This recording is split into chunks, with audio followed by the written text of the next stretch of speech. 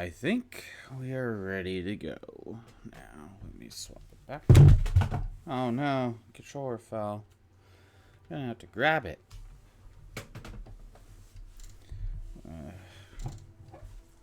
There we go. Okay. There we go. Let's get this going. I'm doing good. I have the volume off on there. Volume off on there. Okay. I think we're all good.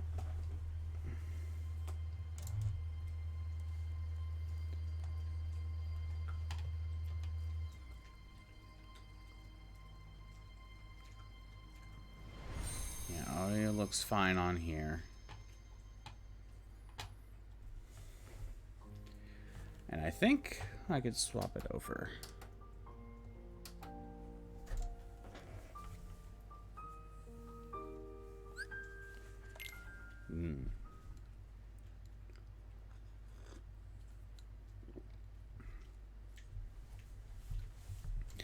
So when we jump in, last time I ended with trying to fight Sephiroth. And I think we'll just continue trying to fight him. Basically this entire stream. Let's just fight Sephiroth.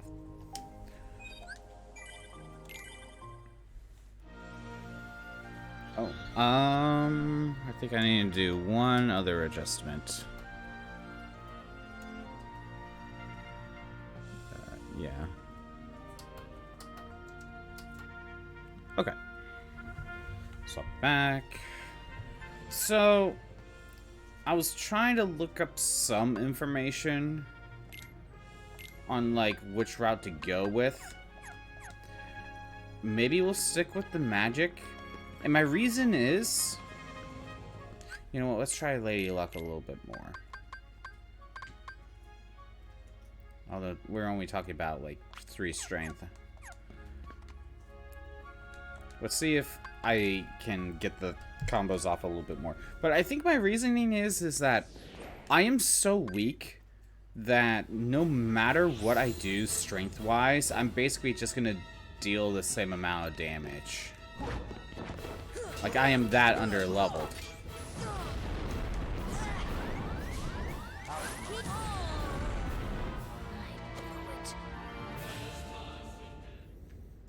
That was barely an attempt.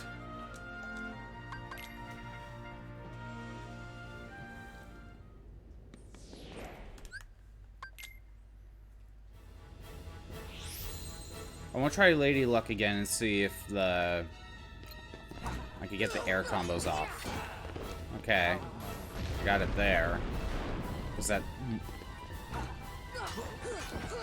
Okay, I think I just got a little bit better.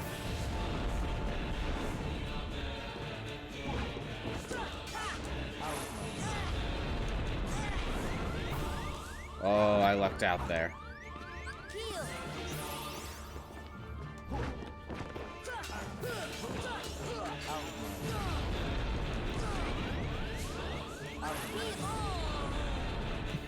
I can't do anything when he does that. When he traps me like that. Get trapped twice. Maybe when he teleports, I should glide around.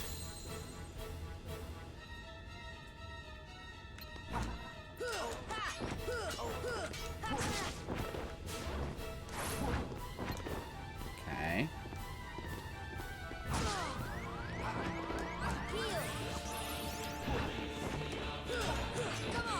Okay. Yeah, I just got a little bit better on my timing. So I could keep Lady Luck. Better. I need to stay at full health.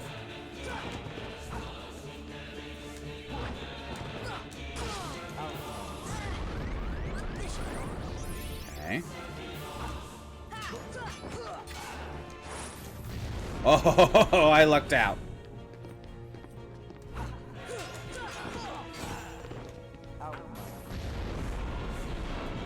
Okay.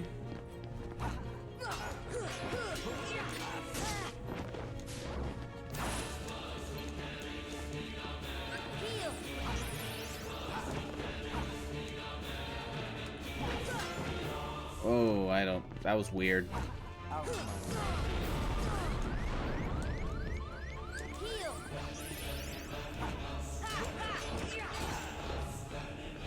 Okay.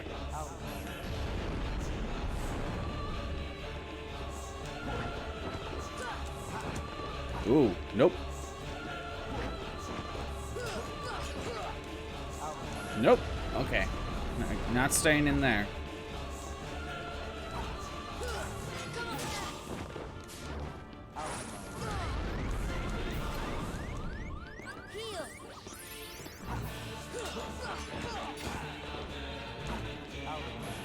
Okay, yeah, you continue doing that, Sephiroth.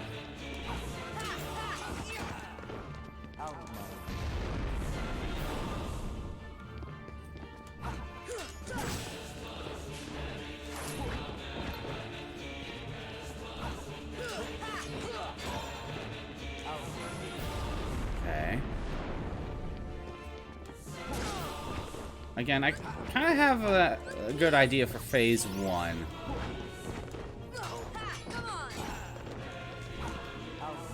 It's just when we get... More like, can we get to phase 2 again? And we got there once.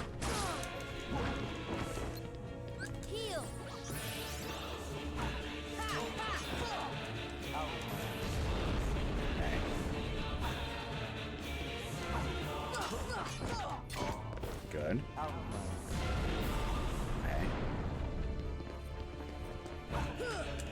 Oh, no, no, no, no, no, no, no, no, no, no, no. I'm not dealing with that.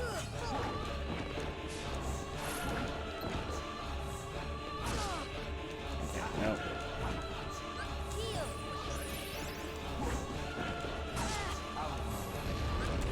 Alright, stay at full health. Great, now I'm getting caught.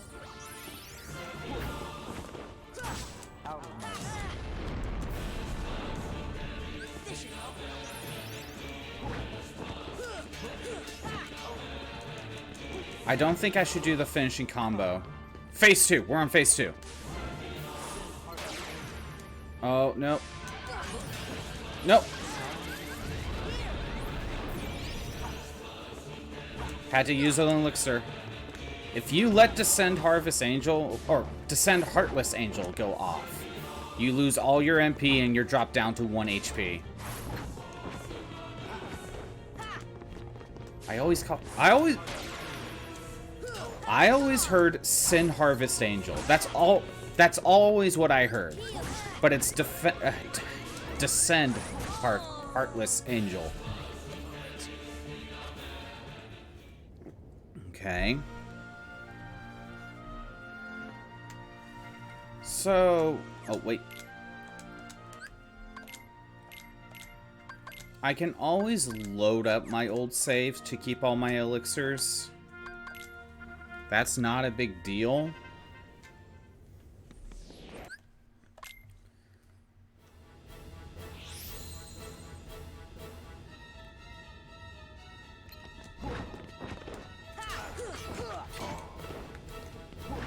Okay. I wonder if when we get to phase 2, I should focus on dodging until he does Descend Heartless Angel. And then that's when I get my combo on him.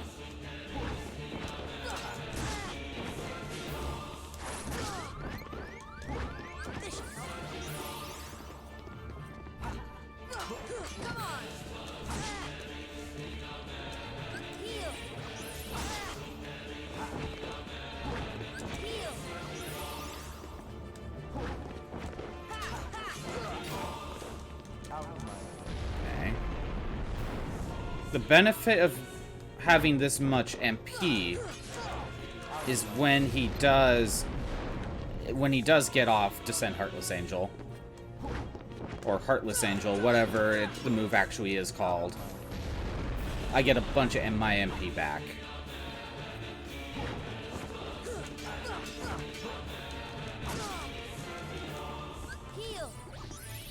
Versus like only 3 if I went with the attack build.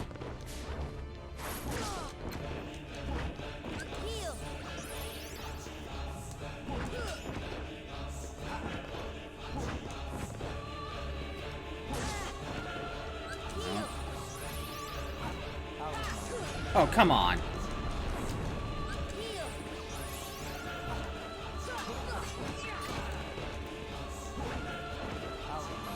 I do have strike rate.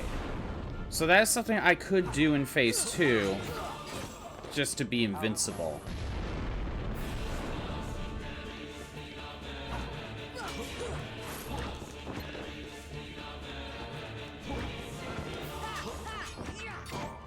Okay. Doing alright.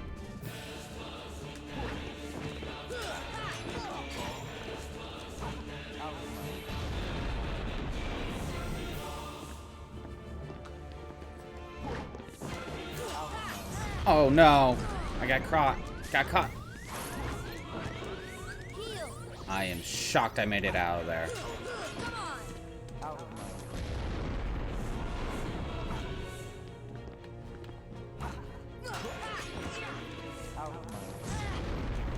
No, that ain't good.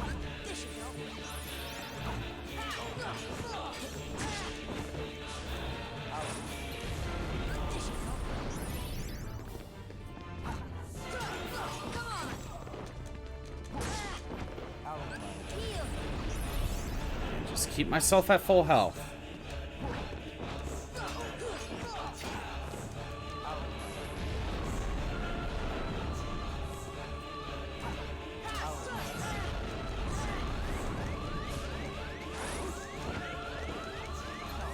Oh, phase 2.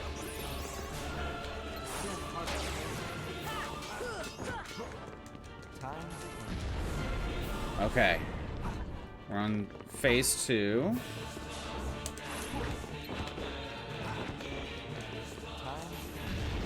Maybe I should dodge roll for a little while.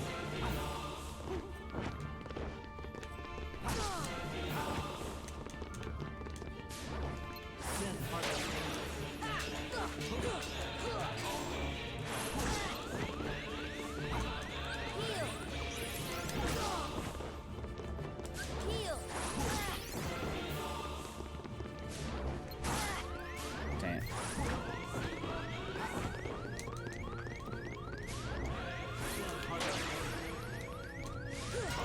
Oh, nope.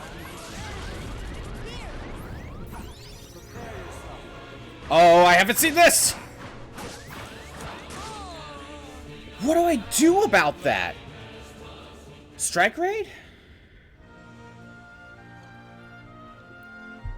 What do I do? I tried gliding, I didn't have enough time. Oh, okay. That's a new strategy that I need to figure out.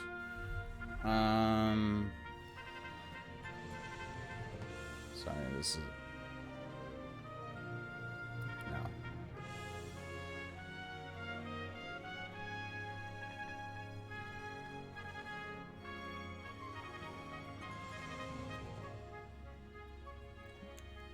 I think that's a little bit better. Maybe I just put it back where I was. Just readjust the...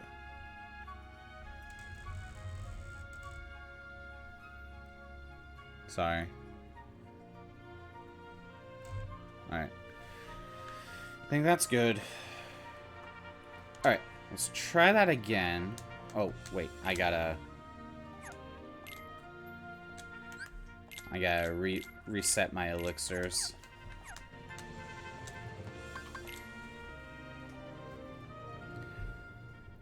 Am I supposed to just continue to dodge roll during that move?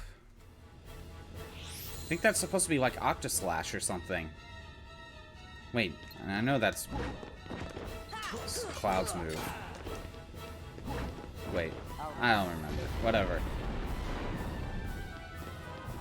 Either way, I don't have a direct counter for it.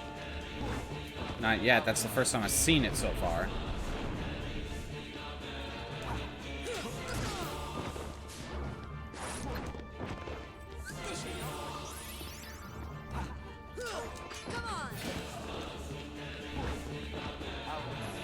There was something I read about Sephiroth when I was trying to find some, like, information on,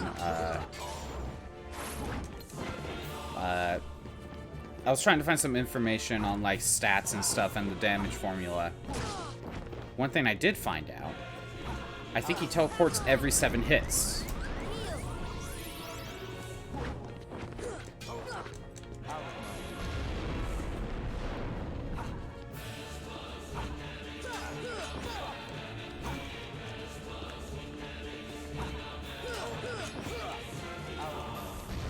If I'm correct, it's 1 more.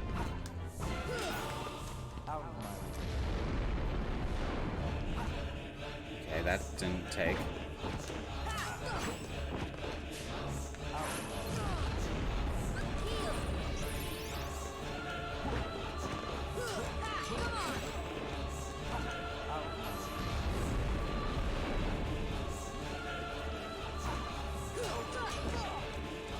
I'm not getting the combo right there.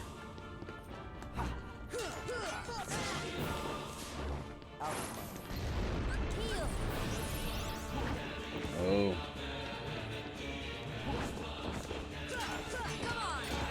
There we go, okay. Yeah, I think we're fine keeping the Lady Luck.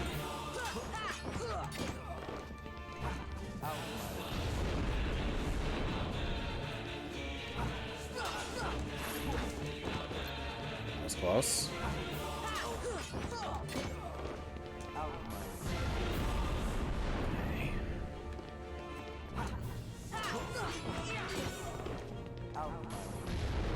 Doing alright, doing alright.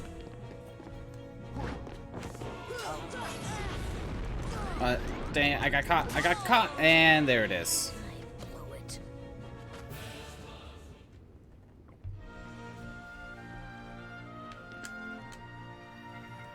Yeah, sometimes when you just get caught like that. I thought it was he used the flame pillar every 7 turns, but it kind of seems like he teleports every 7 hits. Or something. I don't... It's a little weird.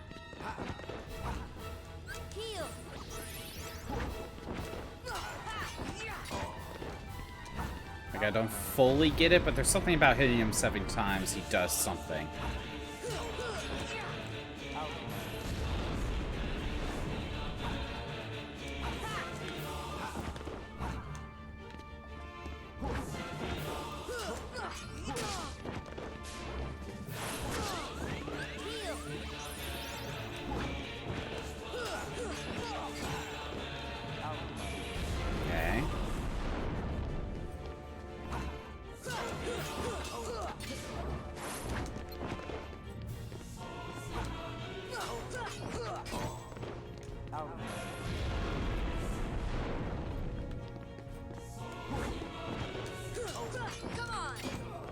Keeping some things consistent right now.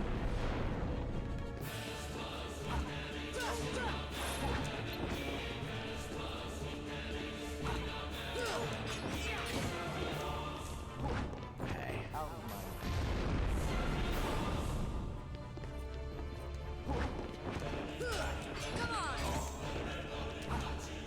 Still doing good, still doing good. Not having too many issues.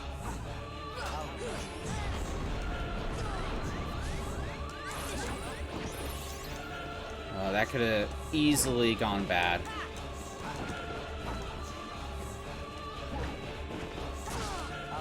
No, no.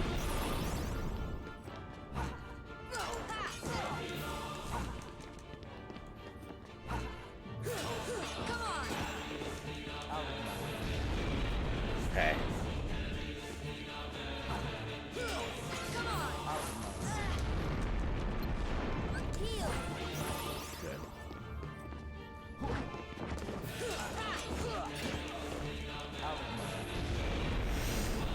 Okay.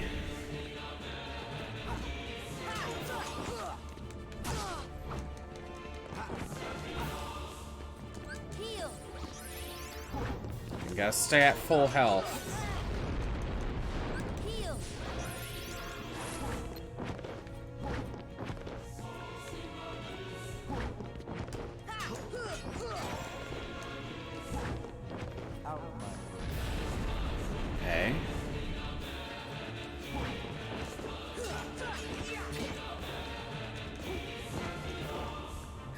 Phase 2.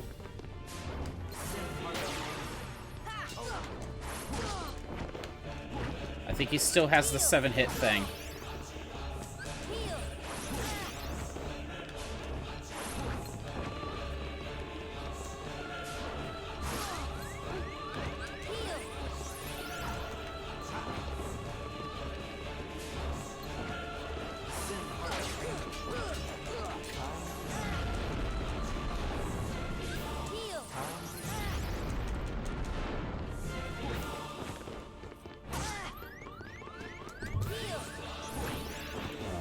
I'm not liking this.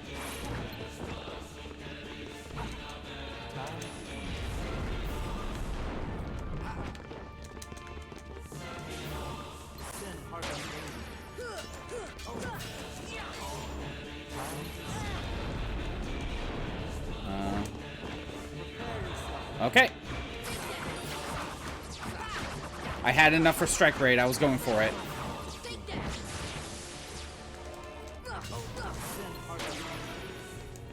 Nope, I'm not making it.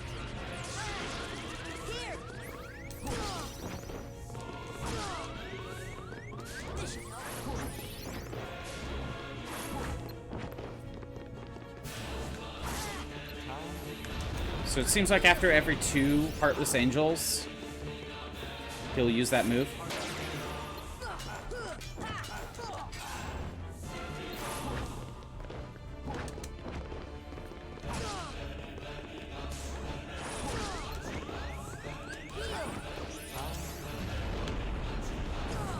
I tried to... dang it. That didn't work.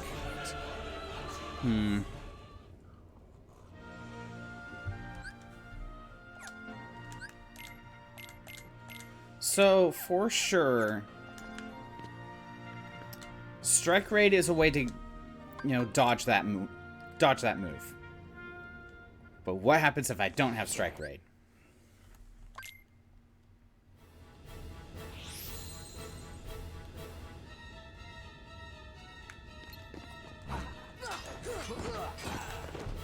We kind of have phase 1 down, for the most part. Like, I kind of know what I need to do for phase 1. So when we get to phase 2, I need to alter my strategy a little bit.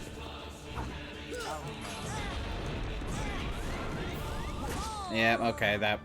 I give up. Maybe if I get caught in the fire, if I'm already too close, I should just not do much and wait for my dodge for right when he's about to attack. I don't know. Try it again.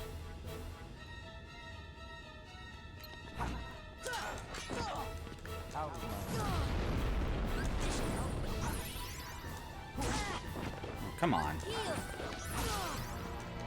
Okay, I am not doing well so far. Let's try this again.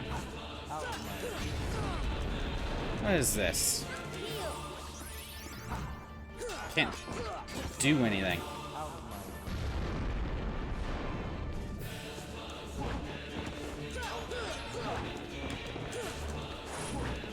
I lucked out there. He could have done the fire pillar.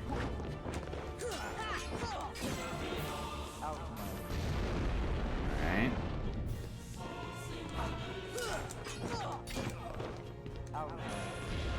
He tends to use that every time I do a combo finisher.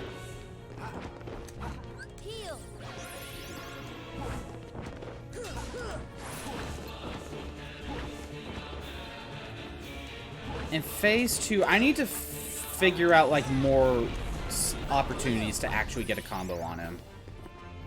So that's part of my problem. Just waiting for a Heartless Angel is not good enough.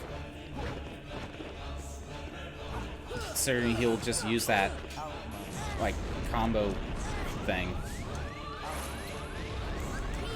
I don't know how I managed to get out of there.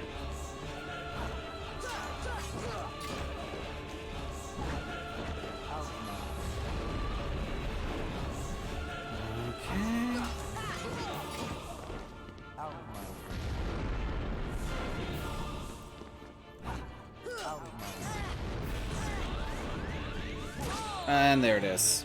I give up. I feel like I dodged. I tried adjusting my dodge roll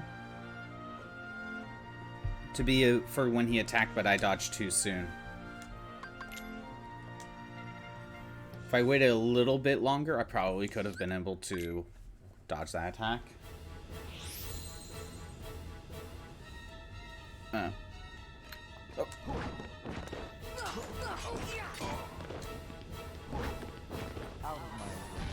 Nope.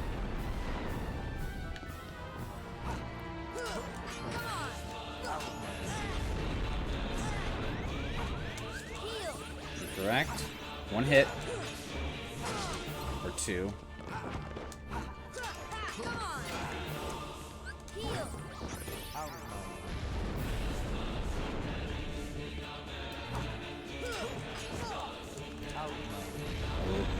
Okay. It's still, I still sometimes don't get the finisher.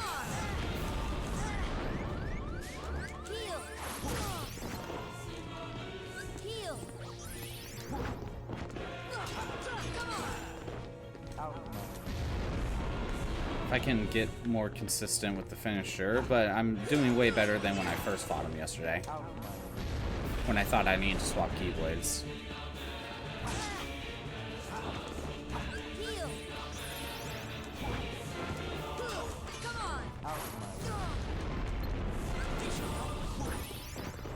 Okay.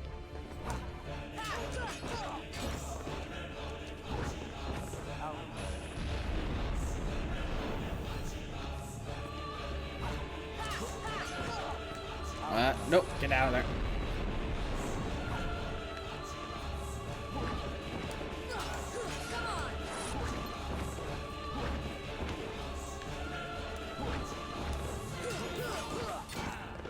Good. Fire pillar.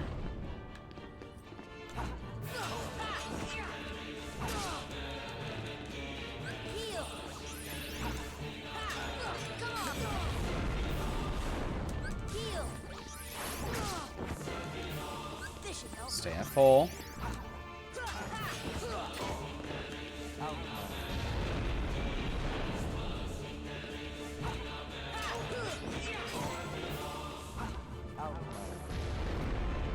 Okay.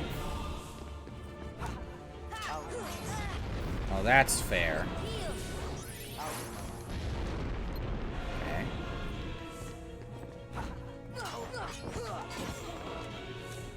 So doing good. Still in phase 1 though.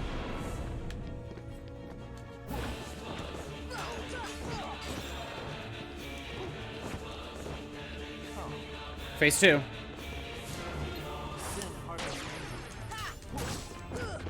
How? Oh, that was fair.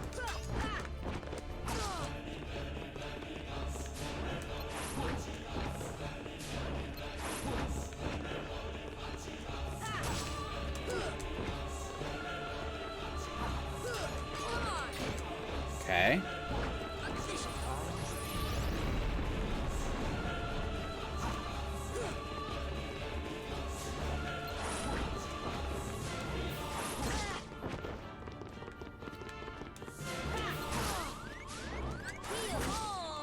Nope.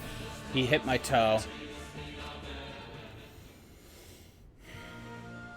So, it's mostly the same thing as phase 1 there. He's just running at you. So you can hit him like how I would in phase 1. I just have a smaller window.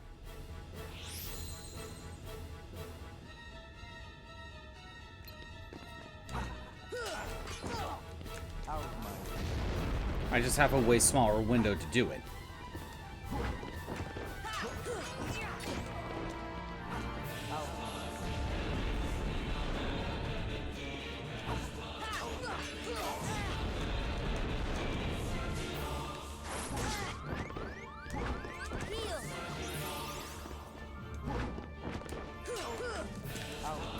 Yeah, his attacks happen a lot faster in phase 2, so I have a very small window to actually attack him. But it can be done pretty similar to phase 1. He just starts running at me instead of slowly walking towards me. He'll teleport more often to throw me off.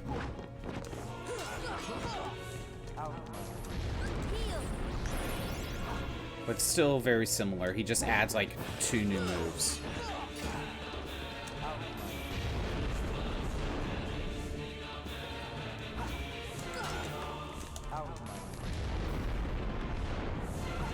One single hit and he's just like, no, get away! Back off. I don't like people getting this close to me. That's why I have this long sword.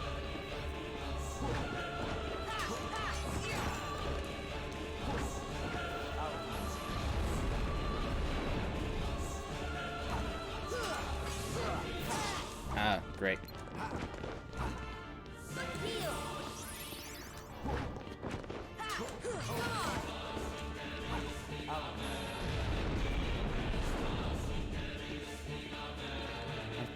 Okay.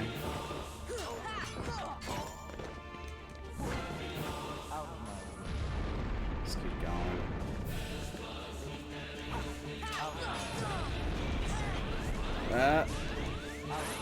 Yep, I knew it. I got caught.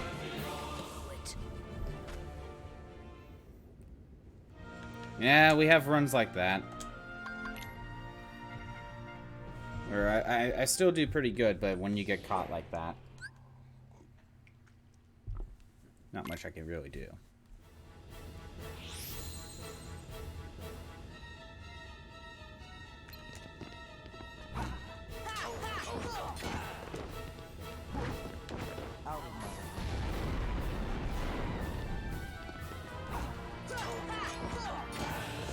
Okay.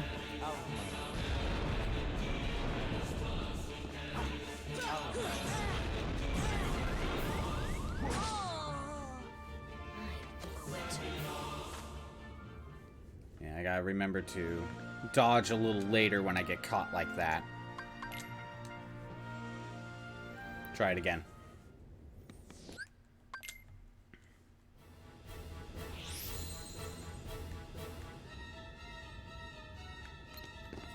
It's funny that Sephiroth was added to the American PS2 version. He wasn't in the original Japanese version. But then, you know, Japan added him in Final Mix, as well as other things. If I remember correctly,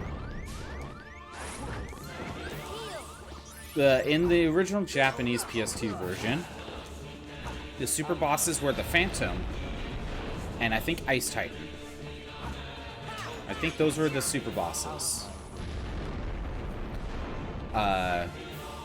America added when we got our original PS2 version. We added Sephiroth and we added Kurt Ziza. I think that's right. Then Japan got Final Mix because they're like, oh, America has extra stuff. We gotta have another version. So not only did they add in Sephiroth and Kurt Ziza into Final Mix, they added a mysterious figure. And like extra rewards for beating like some of these super bosses. Because in the original PS2, I don't think Sephiroth like gave you anything. There wasn't really a worthwhile reward. I think it was just to beat him just for the sake of beating him. I don't know. It's been a while since I played that PS2 version.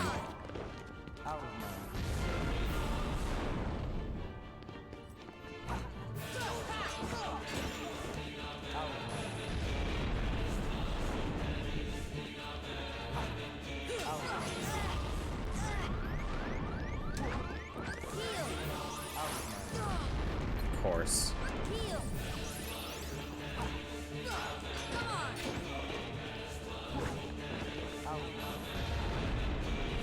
It's weird, sometimes he'll every time you hit him, he likes to do the fire pillar, but sometimes he does that sword slash first, but then the fire pillar.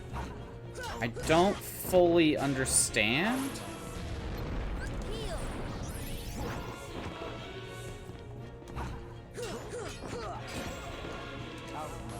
But he does use the fire pillar when you hit him. Just as a way to make sure you're not getting too close. Phase 2.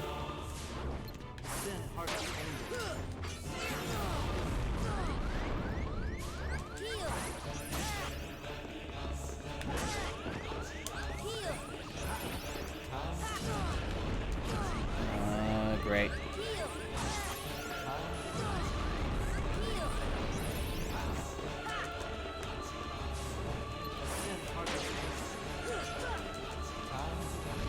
That wasn't good. I stopped it, but...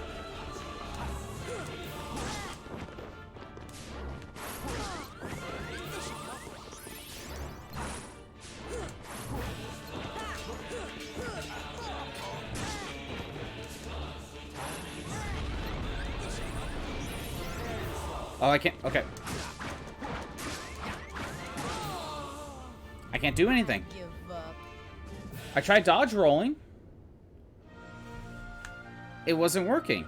So either I have to super glide and circle around the arena, or I need strike raid.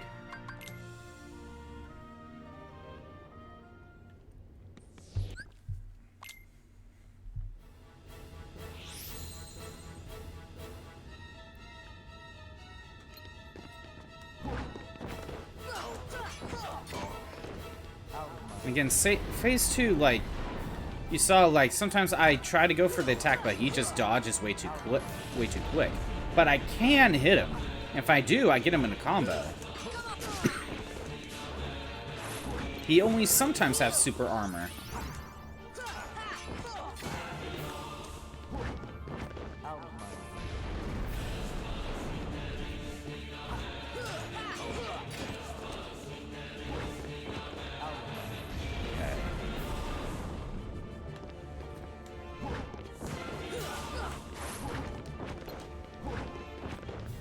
Although, I think him teleporting resets the flame pillar thing.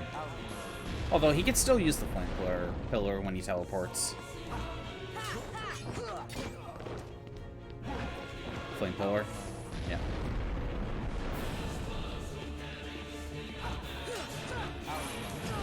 I could spam strike raid during phase 2, but it's not going to get him to phase 3. I already know that. It's just, I should have strike raid, or try to, when he does that one move. If I don't have strike raid, I have nothing.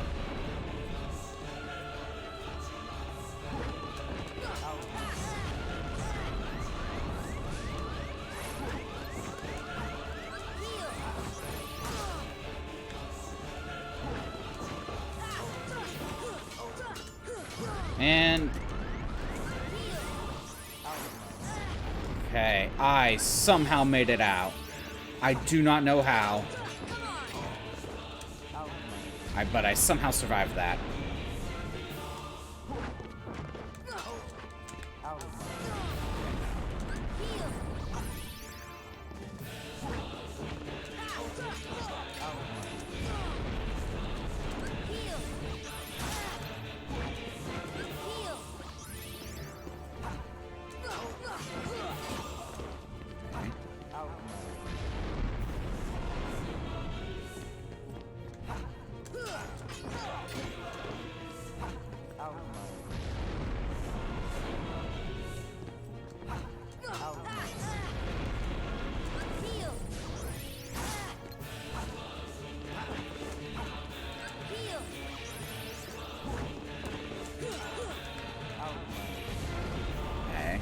Still good.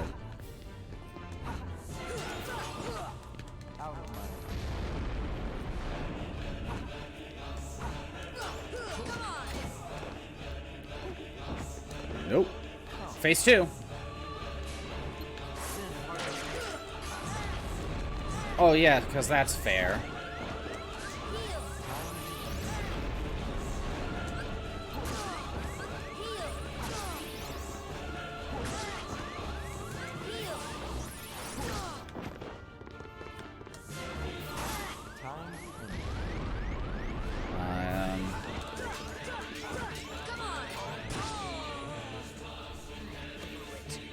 the 4-hit combo just not helping? I wonder if I should get rid of Combo Plus. Yeah, I didn't use my elixir. Because on the ground combo, when I finish off, when I do my finishing combo, I'm on the, there's too much end lag, and I'm wondering if it's because it's a 4-hit combo, or is it just because it's a combo finisher?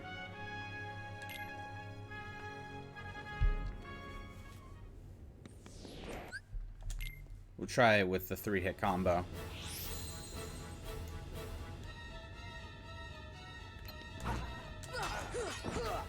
It's gonna be weird going back to 3 hits on the ground combo, but might need it.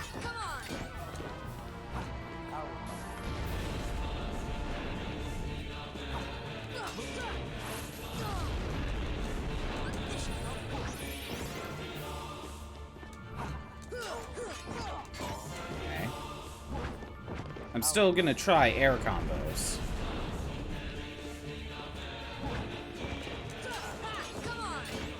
But just in case I end up doing a ground combo.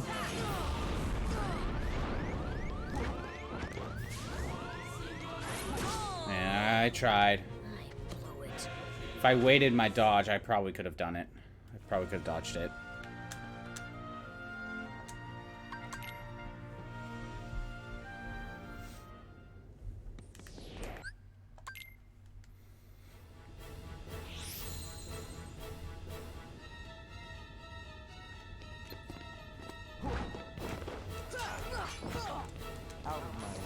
Okay. Oh, nope. Didn't like that.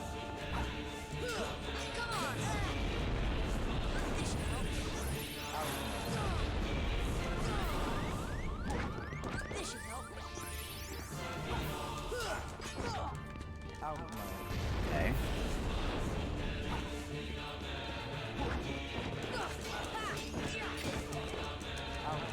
I might have had a better shot with that. However, could have just been a fluke. For all I know.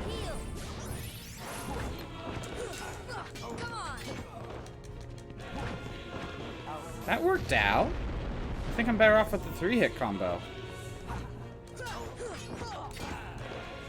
With 4 hits, he might activate super armor and just get the attack off.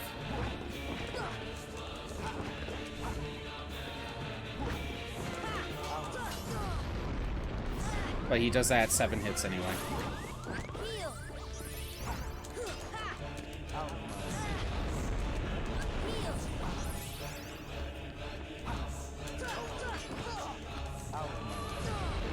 Come on.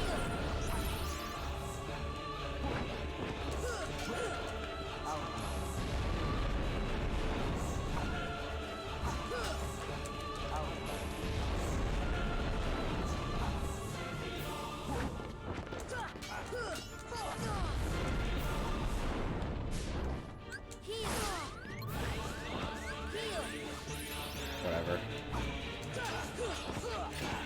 I'm still better off with air combos. It allows me to get the combo, land on the ground, cancel my attack animation, and dodge roll. I'm still better off with that. But if I end up with the ground combo instead, for whatever reason,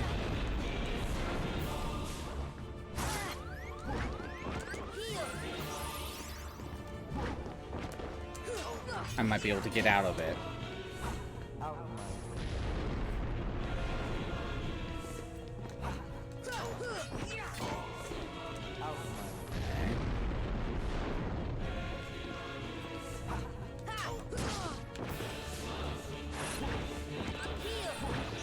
Gotta make sure I'm still at full health.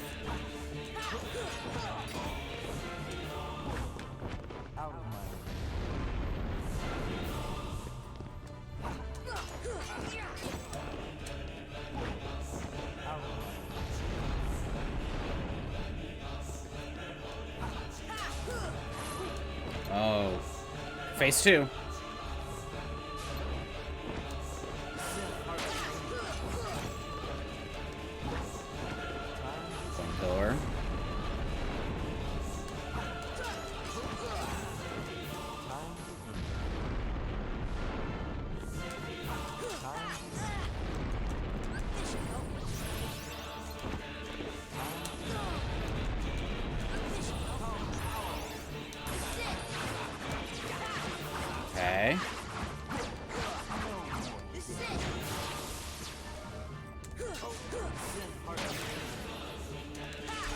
Oh, I stopped it.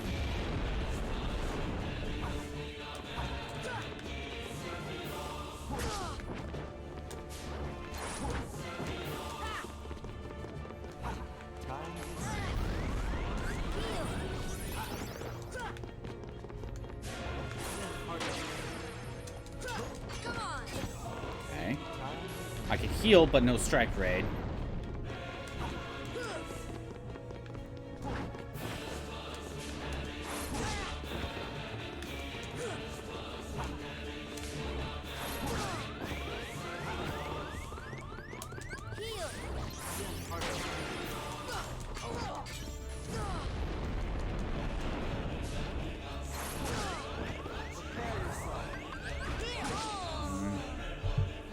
I should have tried gliding. Should have tried gliding. Didn't have time. Right. I need to try gliding there. Or I try to get an elixir off so I have the MP. So it seems like he'll do 2 Heartless Angels, and then he'll use that move. But I need to figure out how to get out of it.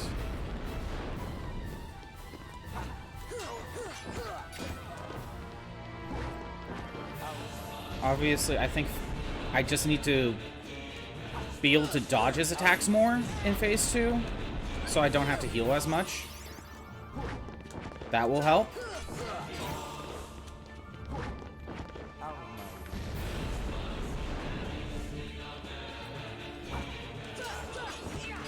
But if I see 2 Heartless Angels, and I know I don't have enough MP, I should pop an elixir and get...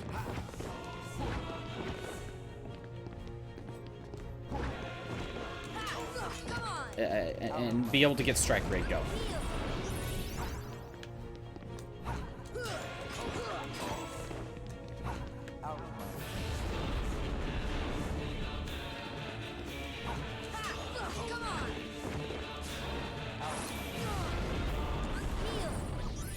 Obviously, do better in Phase 1 is always a good idea, but, like... I got Phase 1 kind of down as much as I possibly can. More or less. Sometimes he traps me. That is how it is. I could do better at his dodging when he teleports. In cases like that. I only got hit once, so that's not bad. It's not the end of the world.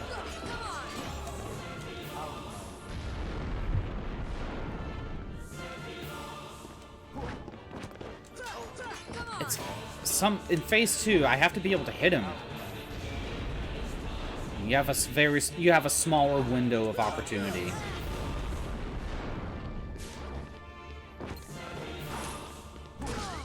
That looked like...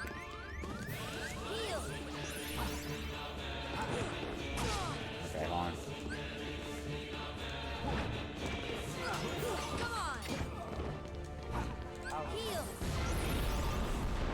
It looked like he was about to start Phase 2 there. It was weird where he teleported.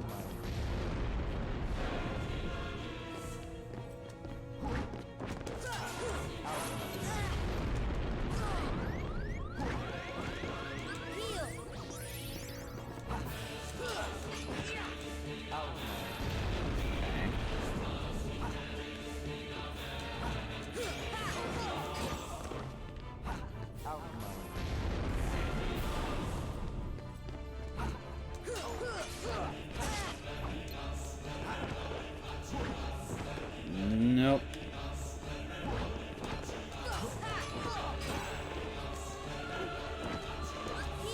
Phase 2. He's gonna start with that. At least that's easy to predict. After that...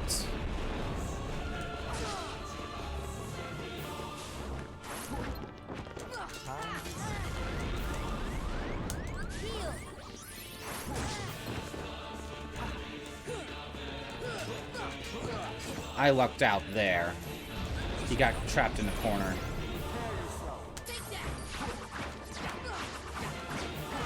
Okay, he only used one.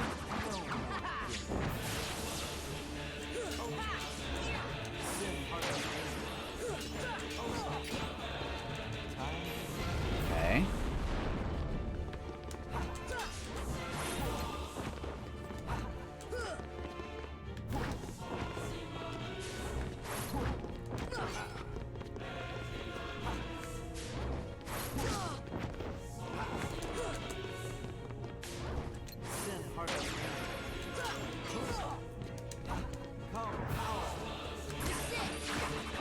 Looked out.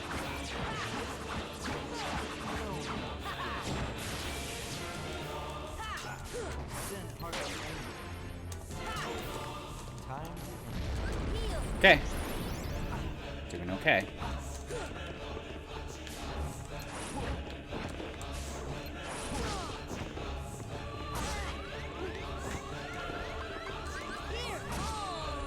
You know what? I'll live with that. I didn't use up my elixir.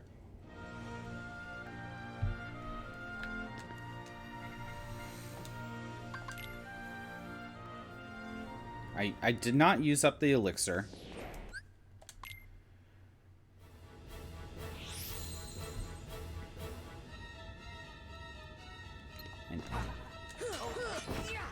And I feel like I'm getting a better idea of his face too.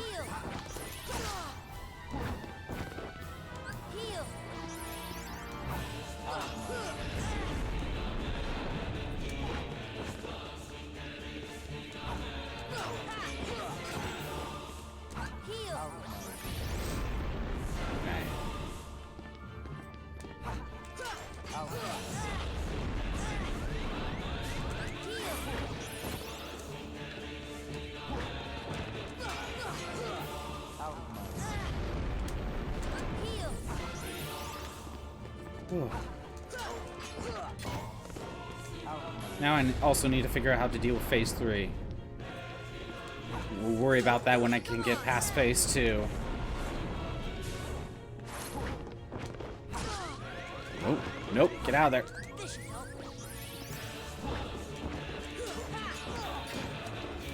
Alright. So good.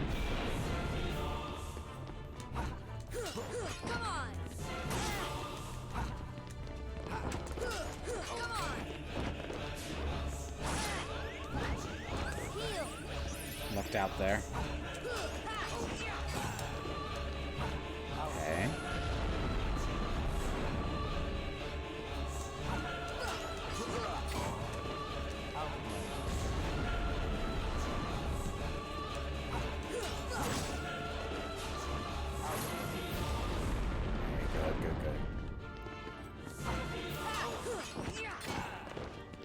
If he disappears, can I just lock on immediately? Does it, like... Or do I have to wait a second?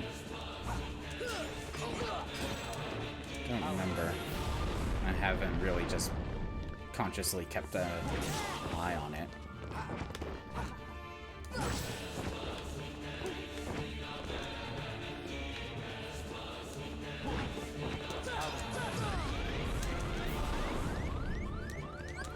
I lucked out there. I got out of there.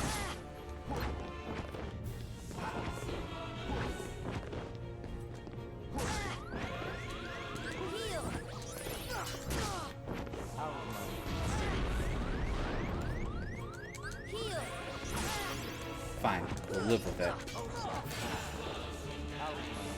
Not the best scenario right now, but I'll deal with it.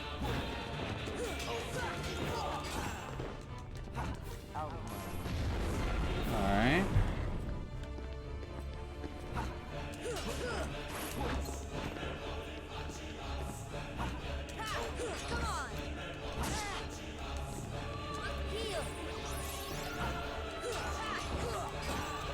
Okay.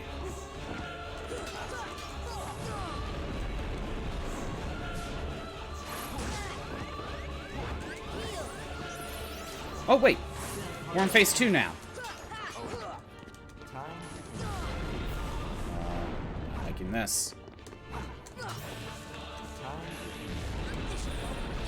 take it.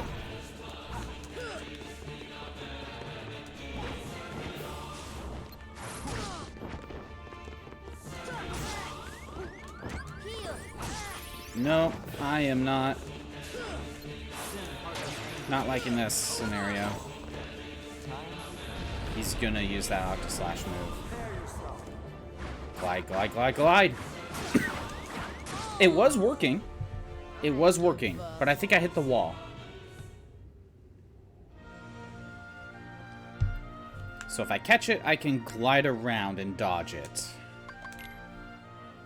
I still feel like I'm better off with Strike Raid. It's more safe. But if I don't have the MP, glide.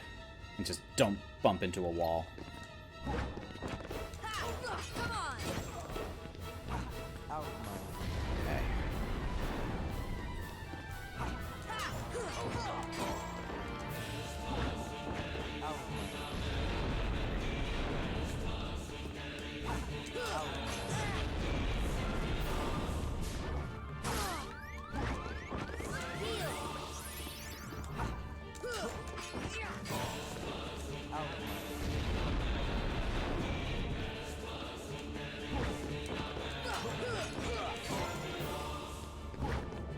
Fire pillar. There it is.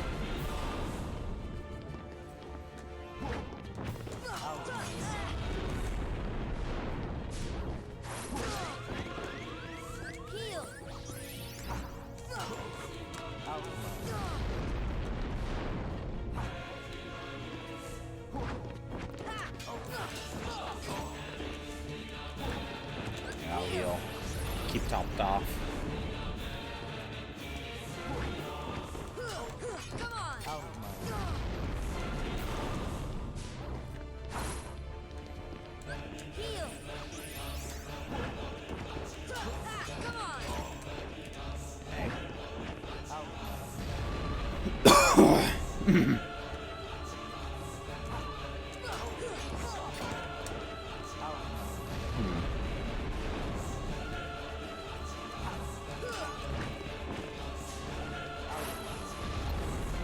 Lucked out there.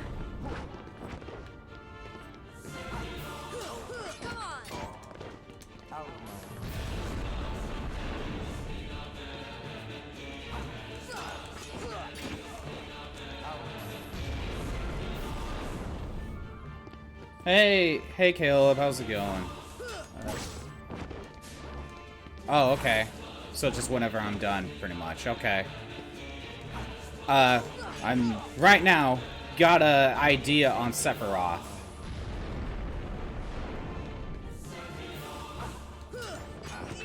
Like, I have an idea with Phase 1.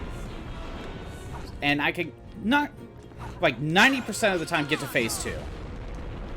That sounds about right.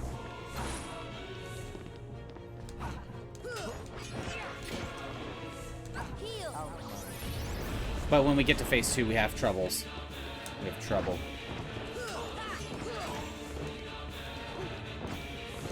Speaking of Phase 2...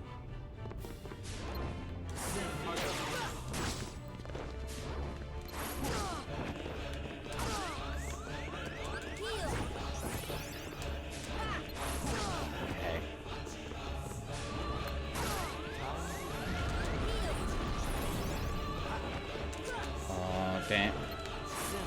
Oh, no, no. Stop. Stop it. Stop it. Get away from me. Don't do that.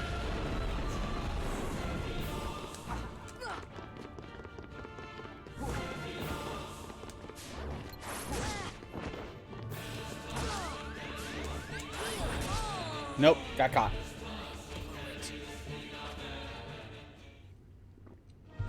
Ugh. At least I didn't use the elixir. Going in again. Again, I kind of have Phase 1 down enough. It's that Phase 2, like, we have some trouble. I've noticed it's pretty similar to Phase 1. He just moves faster. However, the window to actually get an attack on it is a lot smaller now. Yeah, it's still Sephiroth. Oh. But I have noticed, like, here, let me you know what? Let's test stuff out. Normally, there's a reason I don't use wind. I still take 3 hits anyway. It doesn't actually help. And the wind actually doesn't actually do damage to him because I think he's immune to magic. So I don't bother with wind.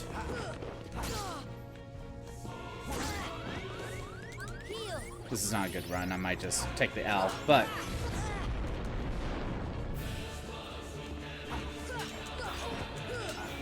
No, I don't like that.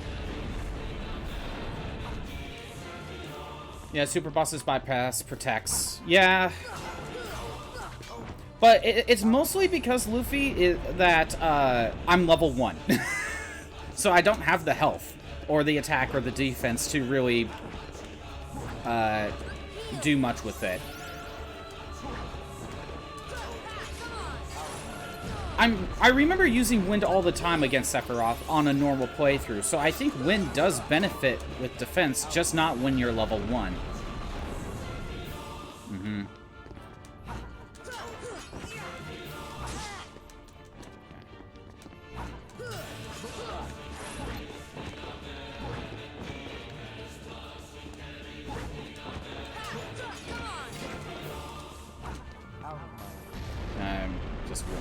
I don't know how long ants are going to be playing, but yeah, no matter what, wind or not, in 3 hits I'm dead.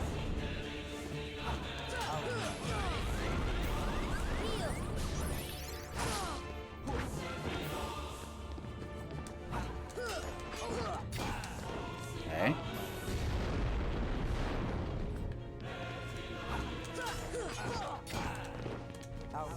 Yeah, I don't know how long ads are playing at the moment, but Phase 1, I kind of have it mostly figured out. Phase 2, I just need to get my timing right. Guard can block if you time it right. It's probably better to jump after. Here's the problem, Luffy. Guard's a level up thing. I don't have guard.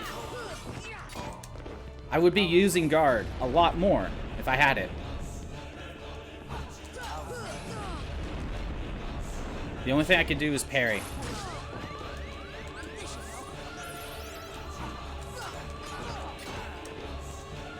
Yeah, this is level 1, and it's not Kingdom Hearts 2. I don't get guard.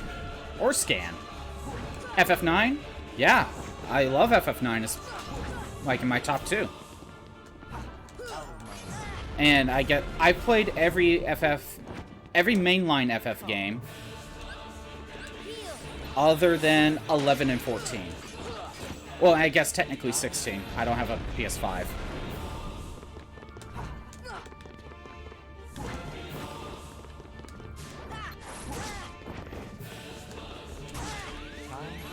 I got caught.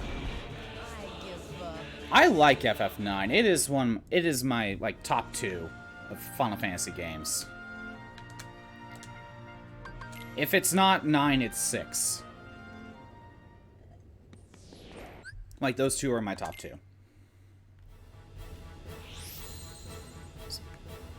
I do like the characters of 9. The story's pretty good, too. I think the music is top tier. Like, Uematsu's probably best soundtrack.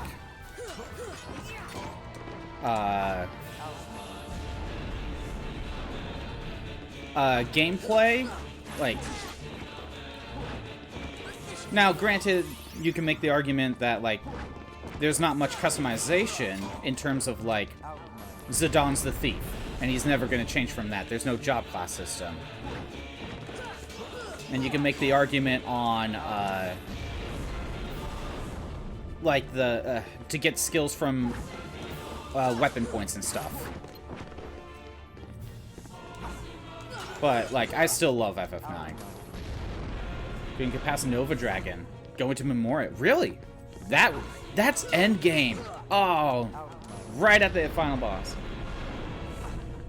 Best RPG mechanics after 6. 6, like, is very good. It has a good... Like, the steampunk world is not something that happens that often, especially back in the Super Nintendo. Yeah, I got caught.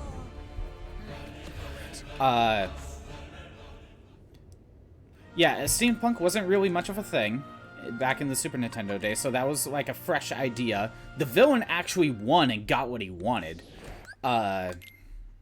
Granted, in the second half, the story kind of stops. That is a flaw of 6. Another flaw is it becomes very easy once you get Magicite. Once everyone can start learning magic. And also, like, I have the same problem with from 6 with 7. Once you get Magicite or Materia, whatever it is in the game, they start learning magic, and every character kind of becomes the same character. They lose their individuality a little bit. More so in 7 than in 6. At least 6, you have, like, Blitz for Sabin, tools for Edgar, stuff like that. But they lose their individuality once Magicite's a thing.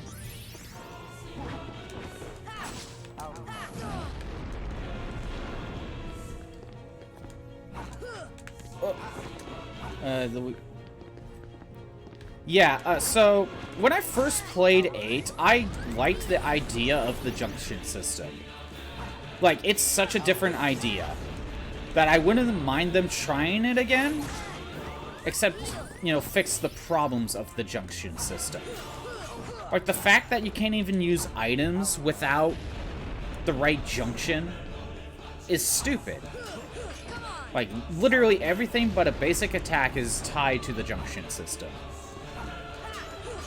And granted, there is a secondary problem with, like, you need to gather magic to junction spells to augment your stats. I don't have a problem with that, but that just means you can't use spells or else your stats go down.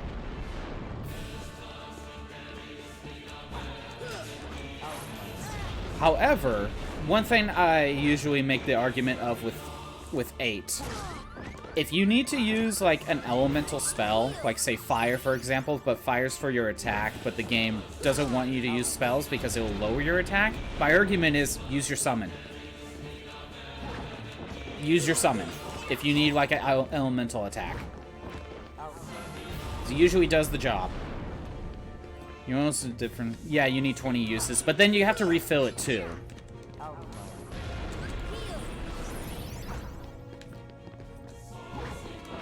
So, like, the junction system is like a constant, like, damned if you do, damned if you don't, right? That I wouldn't mind another attempt at it, but they do have to fix some of the problems. Hey, Act, how's it going? It's been a while. Are you still on Tears of the Kingdom? Or have you moved on to something else? I've been trying to avoid Tears of the Kingdom as much as possible, because I still need to play it.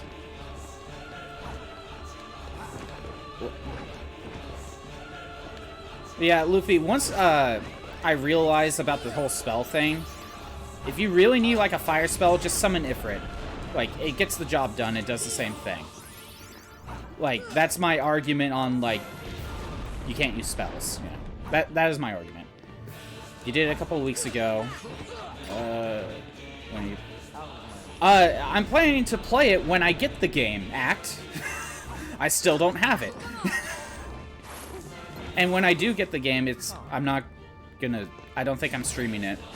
It's just on my own time.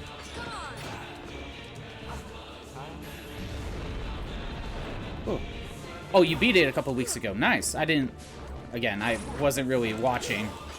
I wanted to avoid as much information as possible.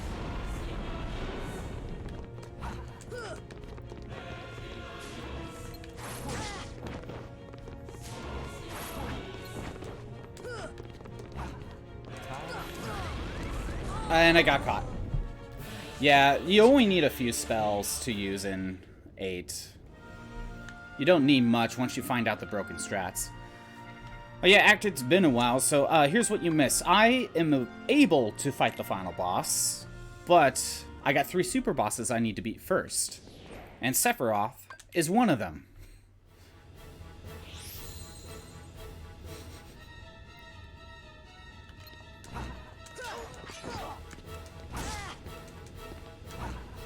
kind of have phase 1 kind of down, but phase 2, that's as far as I gotten.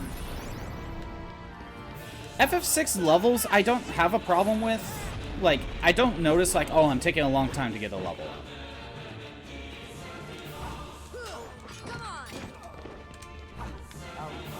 But, like, even without as many levels, 6 is still an easy game. Would I like to watch my playthrough of Tears? I mean, I could, but, like, do you know how... Tears of the Kingdom is a big investment, isn't it?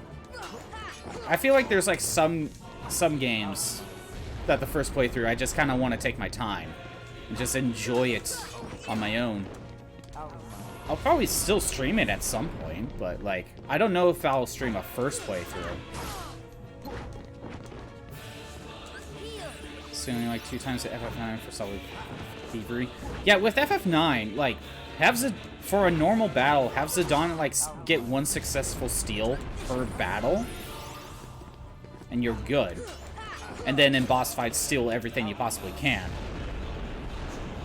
Because thievery is that broken.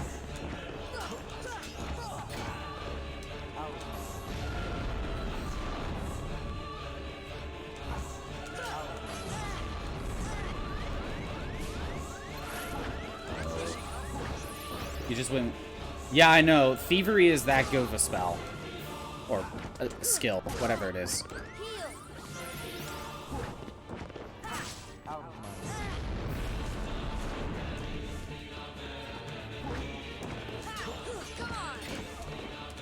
But yeah, one thing I thought of, like, I tested it out last time when I tried Sephiroth. I tried going with a pure physical build with, like, Divine Rose.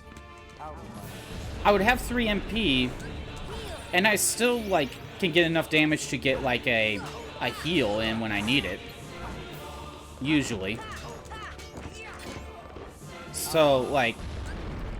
But one thing So it became, like, do I want to deal, like, 27 strength? Or do I want the MP for heal? And I feel like my stats are so low that the 27 strength doesn't actually change anything. Like, I just have that low numbers. So I don't know.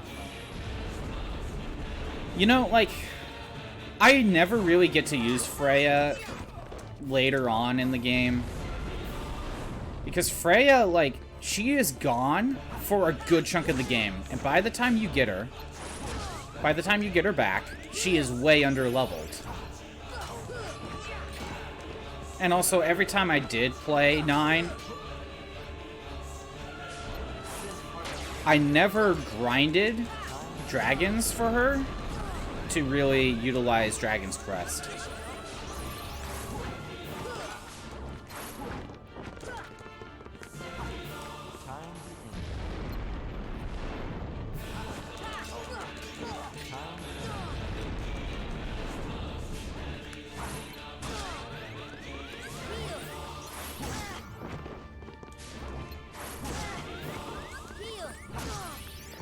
Oh, thanks for the follow, Rock Base Boss. I'm not gonna make it. That was the second Sin Harvest Angel. He should probably do his special. Strike Raid. Good thing I called that.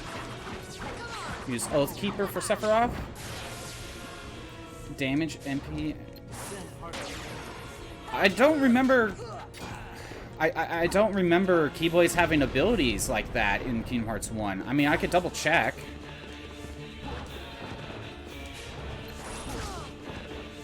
I mean, we'll take a look. There it is.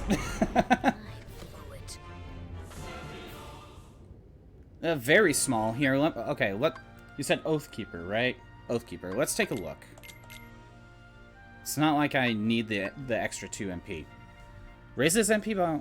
enhances magic and summon power, capable of dealing a strain of critical blows. Inflicts good physical damage. I mean, maybe we might be better with Oathkeeper anyway, due to the higher crit chance. Keyblades have small abilities, but, like, that's, like, the only... like, when you said Oathkeeper has damage MP and damage MP. It doesn't really say that. So if that's like a hidden ability, how would I know, you know? Actually, you mentioned the range. I kind of compared the two. Lady Luck and Oathkeeper kind of have this, basically have the same range. They look about the same range for the Keyblades. Like, if you compare it with Oblivion, sure, that's a larger Keyblade. Yeah, it has more damage, and it still gives me the +1 MP. And I only need the MP for heal anyway, mostly, when I need Strike Rate. But maybe the extra crit might be better. We'll try it. I think, if I had Ultimate Weapon, this would probably be I'd probably just end up using that. It's a very long Keyblade. And I still get the 2 MP. And it's like, what, the second strongest Keyblade? Oh.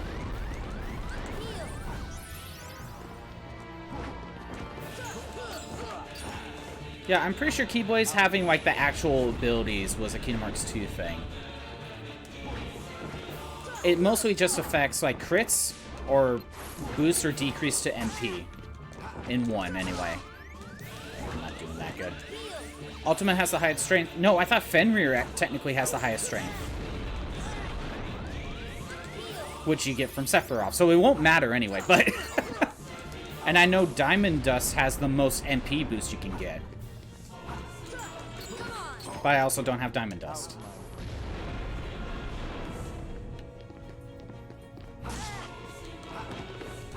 But yeah, maybe the extra crit might help. Yeah, I'm open to suggestions. I tried going with the strength build with, like, Divine Rose, but... And, like, some other accessories. I would have 3 MP, but...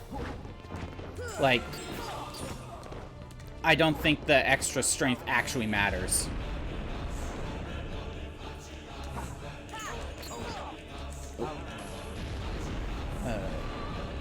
No Fenrir in Kingdom Hearts 1? Then what's the weapon you get from Sephiroth? What is it, One Winged Angel? I might have got the name confused. Yeah, Divine Rose is a good one. Like, if you're going pure strength, Divine Rose is the best thing you could do other than, you know, right before synthesis stuff, if you're going for ultimate weapon. Lady Luck is really good for magic builds. Okay, it is the One Winged Angel. I got the names confused. I lucked out there that he used Flame Pillar. Isn't One Winged Angel the strongest? Like, physically strongest weapon? It's just that ultimate weapon is the most balanced out of the, like, those 3 Keyblades.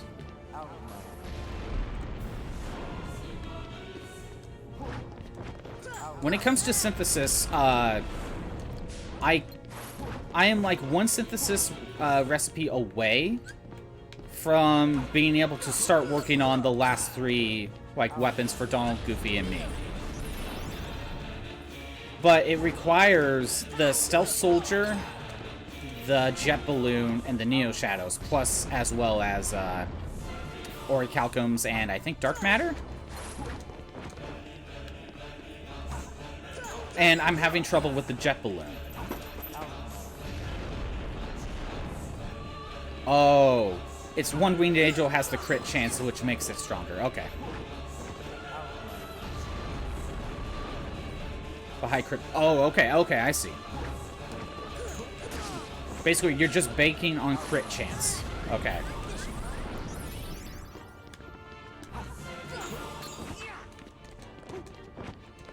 Alright. Alright, phase 2. I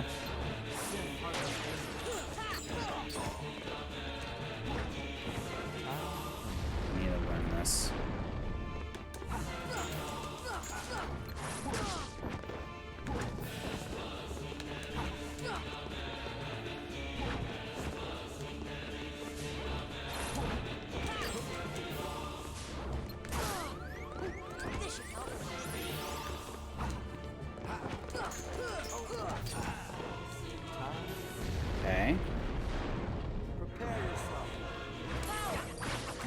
Luckily, I had Strike Raid.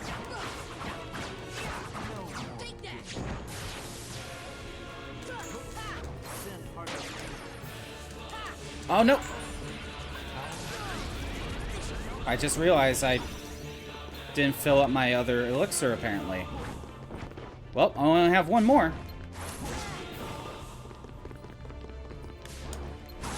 This is not good. I'm dead. Fine. We'll take it. I give up.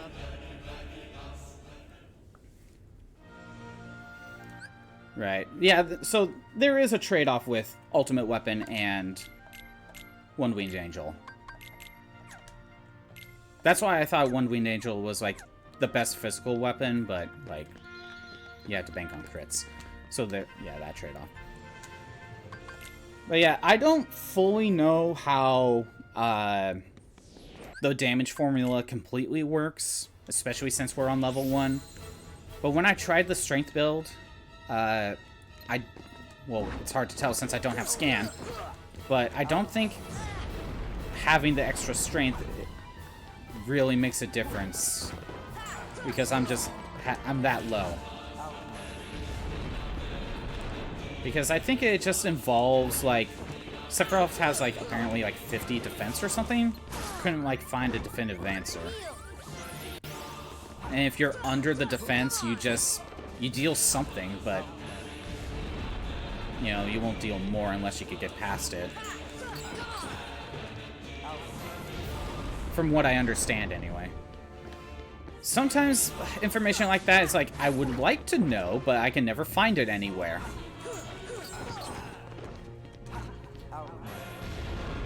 Well, like, the damage formula is, like, attack, you know, minus enemy's defense, you know, that sort of thing. Plus attack modifier or times attack modifier. Something like that.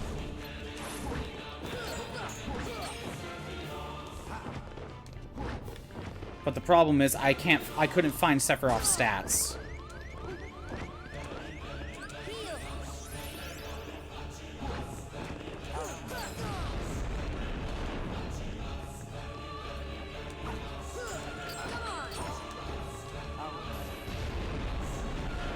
Yeah, damage cap. I don't fully understand how Kingdom Hearts 1 works. Like, obviously being under-leveled, like, the game makes it to where even if your attack is lower than the enemy's defense, you can still deal some damage. That's why level 1 actually works. I just don't fully understand it.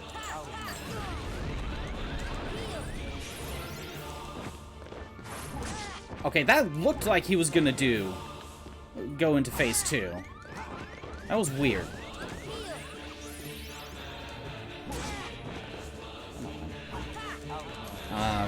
Great. Okay. Not too good.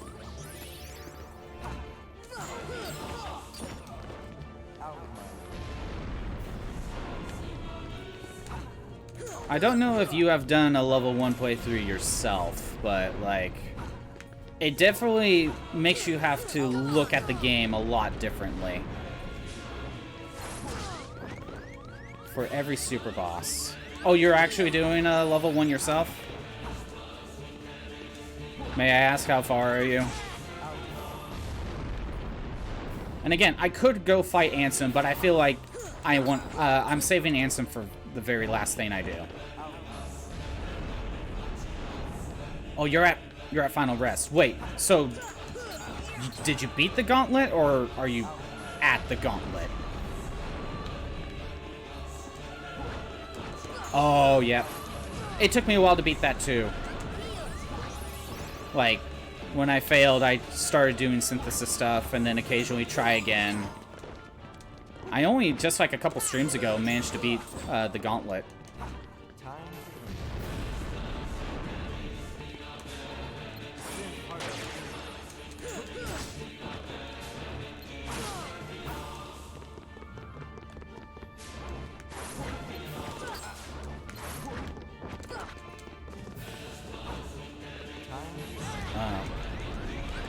I was expecting him to teleport. You're any percent. Okay.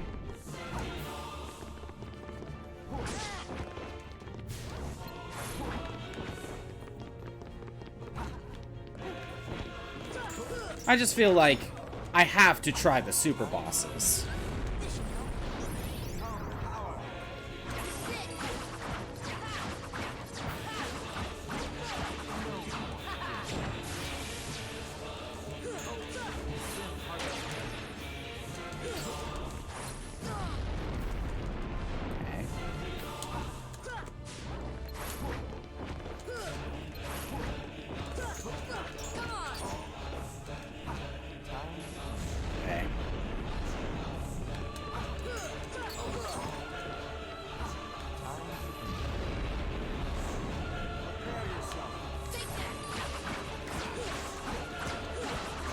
Yes, I beat Kurtziza. That was the first super boss I beat. And I beat Phantom. And I'm dead. I give up. I actually... Did I end up using Mushu in my play when I beat him? I'm trying to think. Actually, no. I never ended up actually using Mushu in my final run for Kurtziza. I think I just had Tinkerbell the entire time.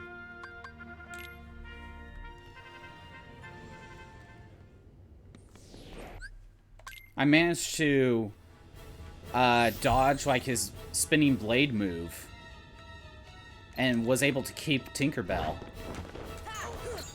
Also helped when I swapped to Aladdin. I think he had more pockets. Ice Titan? No. The super bosses I haven't beaten are Ice Titan, Sephiroth, and Mysterious Figure.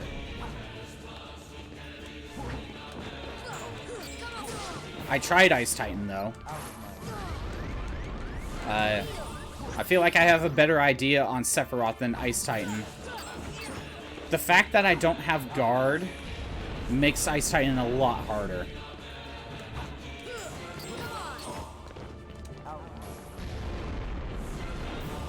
Yeah, I wonder who the mysterious figure is. My bet is Palpatine. He has lightsabers.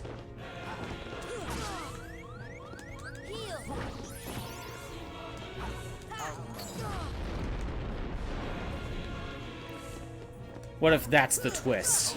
The mysterious figure wasn't Xehanort, it was Palpatine the entire time. You know, because Disney bought Star Wars. It was never that way to begin with, Darth Vader. Nah, no, he's too flippy. You know, he moves around a lot. Darth Vader, like, I don't see him as one to, like, move around a lot. He's, like, he stands there, eats the hits, but then just, like, Darth Vader, to me, has super armor. And just, like, slowly walks around intimidated. I would say Darth Maul, but, like, the lightsaber is not correct. And the fact that he's under a cloak, you know, it makes more sense for Palpatine for me. It's just, you know, when he's his younger days.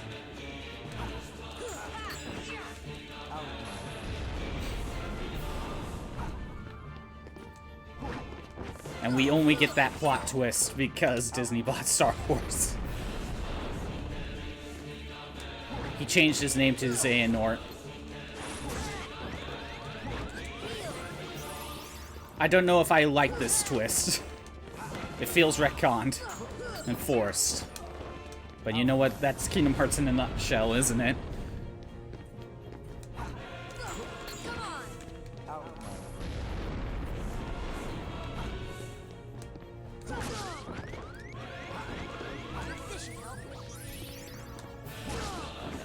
Okay. Try again. Darth Maul, but he split the lightsaber. He would make the most sense in that case.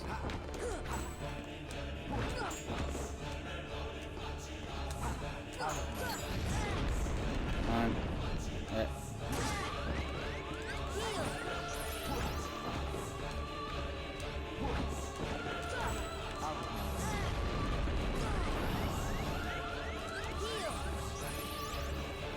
feel like I'm using a lot more of my magic. Oh, that's just not fair. Like I said, I feel like I got phase 1 like 90% of the time now. It's just times like that when he traps me.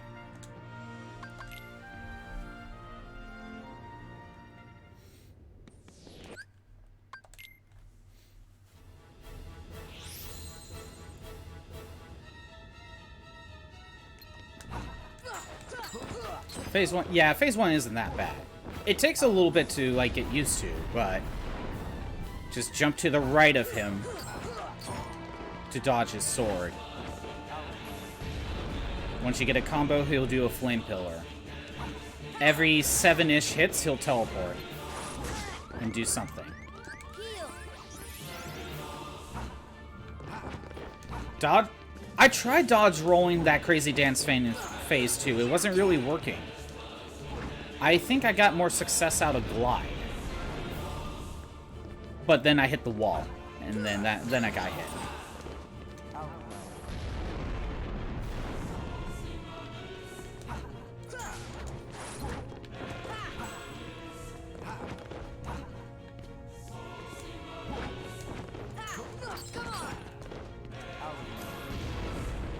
Skill issue? Oh, well. I mean, sometimes the answer is get good.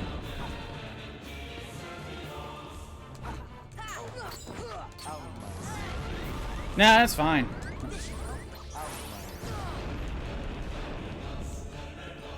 Like, for like some of these bosses I got stuck on.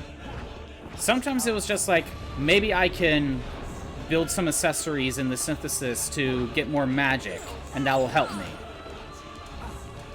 But in other cases, like when I was fighting Clayton or Cave of Wonders, it really was just get good. You know, that was just the answer. Is there farming frogs for Queen of it? It is time consuming, but Queen of frog drop when you have 101 frogs is Queen's most damaging move at level 99.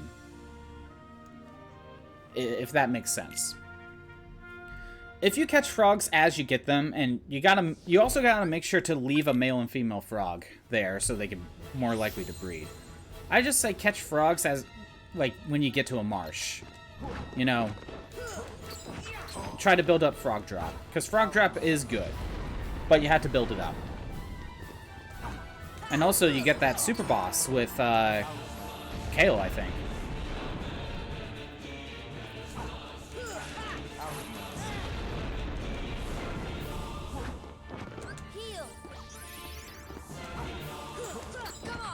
But yeah, the dodge roll, like, the invincibility frames are a little bit weird, so, like,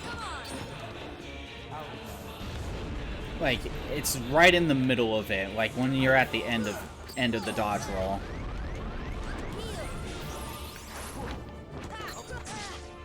Like, the fact that he has invincibility frames there, like, I need to just...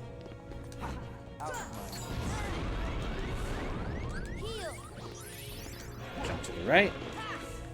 Oh. Nope. Don't like this. Jump to the right.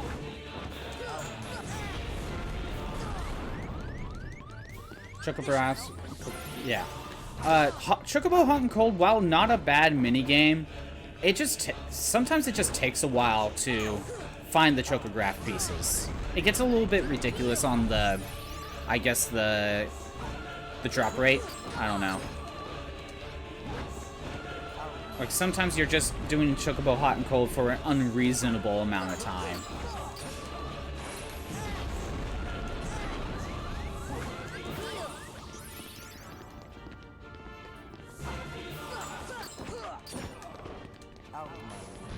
Like, out of all the Chocobo minigames, though, even though I think FF7 is, like, it's okay. That Chocobo minigame is probably the best Final Fantasy had. Although I haven't played 11 or 14, so. There's a speed mechanic. Yeah, you can always speed it up. But if you're playing, you know, say the original PS1 version, you don't have that.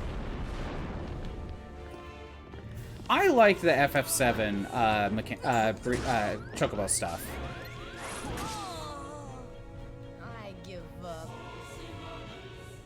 And I think FF7's pretty mid. And not just a, oh, it looks so old sort of thing. Like a first of the PS1 sort of thing. Skip all the races with the glitch.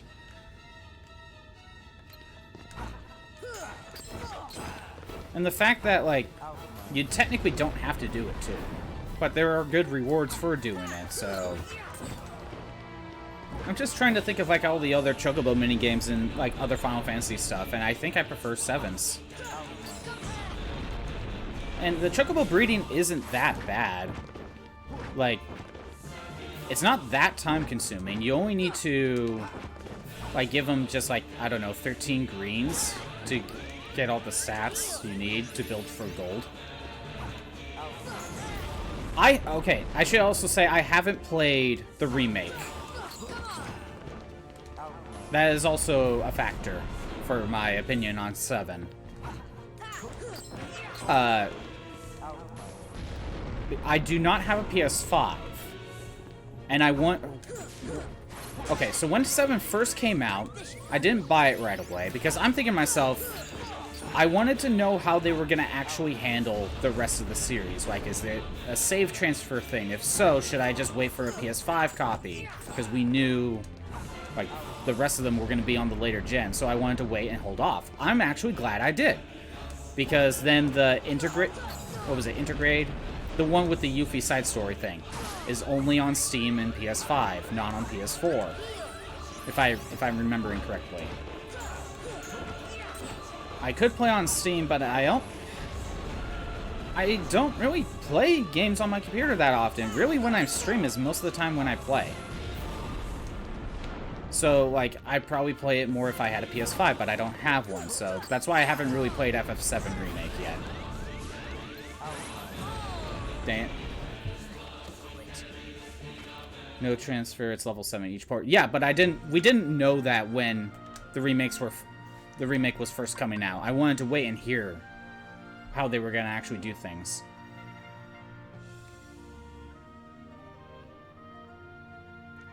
I wouldn't stop walking into the wall.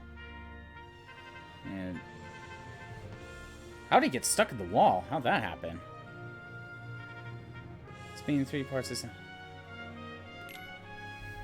How is that the best news, Luffy? That it's 3 parts.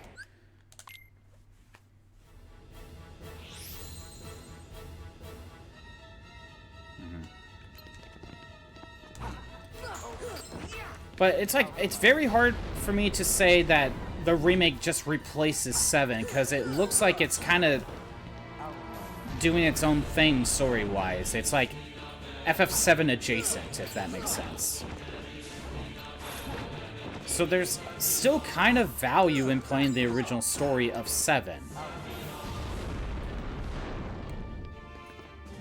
He didn't stop walking into the wall. Oh. That just sounds like a controller drift sort of thing. Sometimes when that happens, just turning the game off helps fix it. Yeah.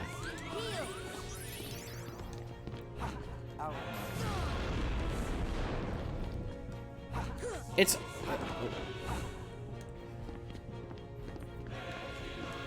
Sorry, I'll read some of that in a little bit. I'll say this, I do like Final Fantasy. I don't think I've bought a single Final Fantasy game at launch. Actually, technically that's a lie. However, I didn't play the game right away. By the time I got when I actually got into Final Fantasy, the first Final Fantasy game was Dissidia that I played. If you don't count Kingdom Hearts as Final Fantasy. But when I started actually getting into the Final Fantasy games because of Dissidia, I wanted to know more. I kind of started going through the games in order. And the newest game, and I bought it when it came out, but I didn't get to play it right away because I had so many other games in the backlog I was trying to juggle for, was Lightning Returns. But at the time, I bought the game, but I didn't play through 13 and 13-2 yet. As well as some other games. So yeah, I basically started playing Final Fantasy when Lightning Returns was coming out. Give or take.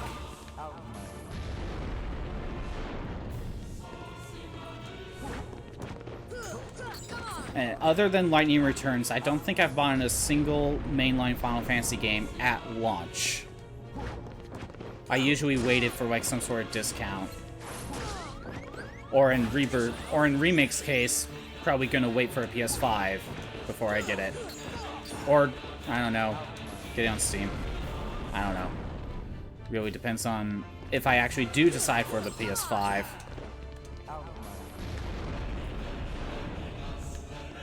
Besides, I got a bunch of other games I could play in the meantime anyway. Phase 2.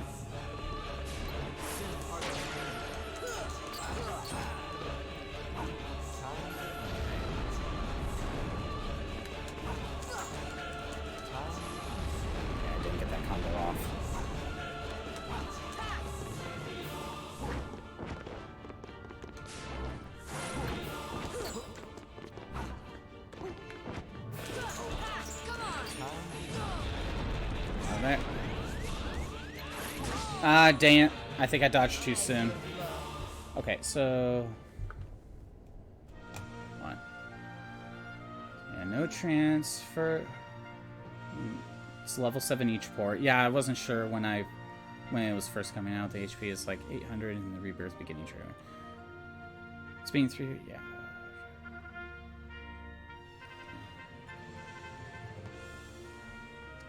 The original mainline 7 is happening just in another timeline. Again, that's why I consider the remake kind of its own thing. It's kind of hard to like say, "Oh, just play the remake. It's everything 7 is but better." But no. So there's still value in playing the original. Rebirth trigger.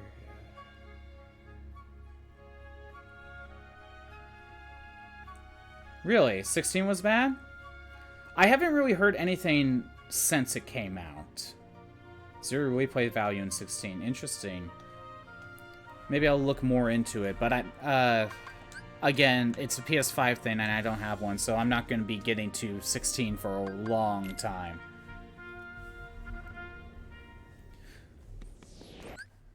But yeah, my worry about the whole 3 parts with the 7 remake thing is that the entire first part was just Midgar. Are they really going to cover everything else in 2 more parts? Or are they just going to do a completely different story altogether and just becomes a completely different thing?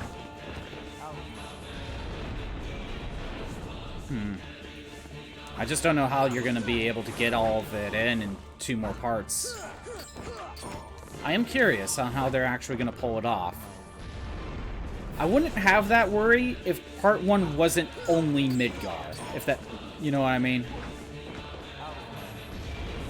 If part 1 covered a little bit more after Midgar, then sure.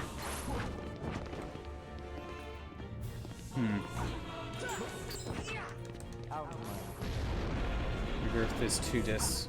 Oh, wait, they're actually going back to the disc swapping thing. Okay.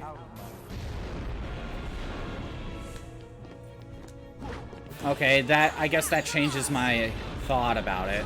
If they're actually doing what they used to do, I guess. Because that really stopped being a thing after the PS1 for the most part. You know, just the big RPGs that require multiple discs. Like, sure, Tales of Symphonia had multiple discs, but that was because it was on the GameCube. When it was on PS2, it was 1 disc, I think. And in the PS3 era, in the PS3 era, when we did have big RPGs, the Xbox had multi-disc, but the PS3 had 1 because the Blu-ray disc drive can hold more.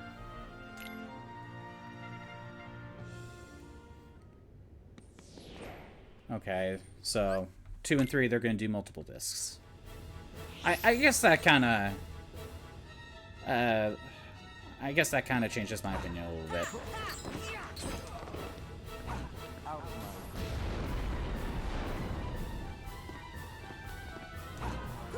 Cosmo Canyon. Is Cosmo Canyon really 2/3 of the game? I guess when I think of Final FF7, I'm picturing like how long disc 2 and 3 can be. And And I keep forgetting that a lot of it was because of, like, mini-games and side quests. I guess if you were to actually look at, like, the main plot points and do nothing else, I guess maybe it's 2/3. And I'm assuming you're talking about the first time you get to Cosmo Canyon.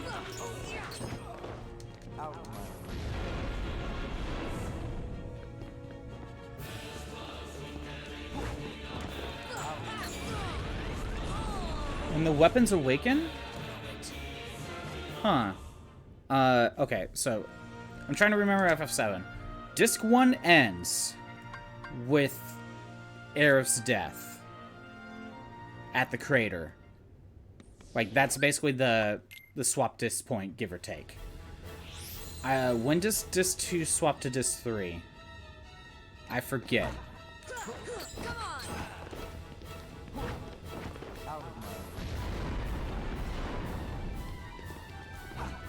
Last time I played 7 was the Switch version, so it didn't really have me swap discs.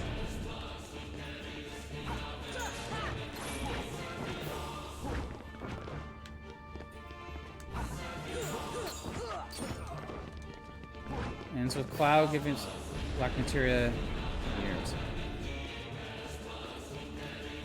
So going back to the crater, right?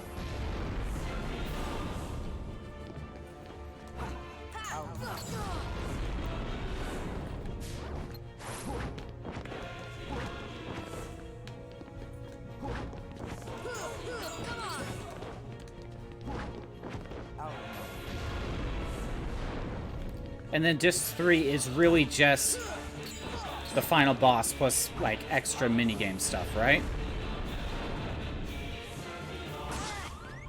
Or maybe there's, like, the infiltration of, Midgar again.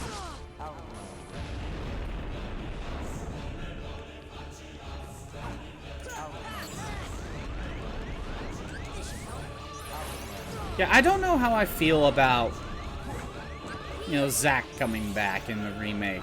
But then again, it's doing its own thing.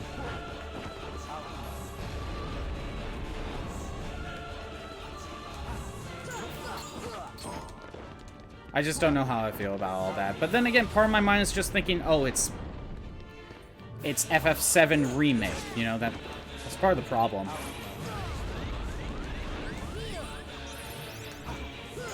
Part of me feels like part of the problem with my mindset with it, it's that it's called remake. Meaning, like, I'm expecting, like, everything to be the same in terms of, like, story. Just the story plus more, maybe.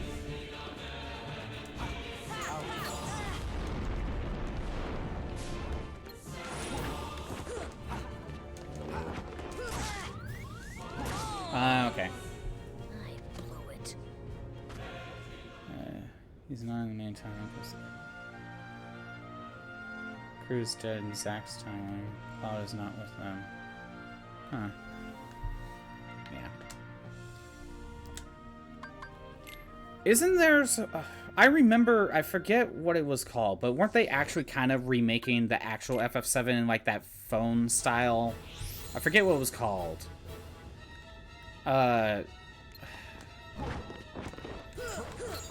It was like a Project FF7 or something.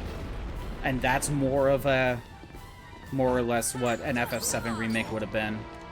Where it's just the original game, but it doesn't look like poo-poo. It doesn't look like Popeye characters. Ever Crisis, yeah, that's what it was. Do we know more about that? It's on mobile. Oh. Well, Square does make mobile ports. So, I wouldn't be surprised if it'll eventually come to, like, consoles.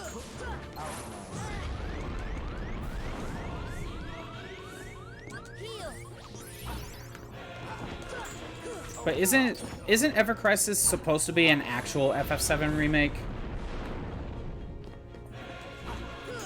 More or less, I don't know.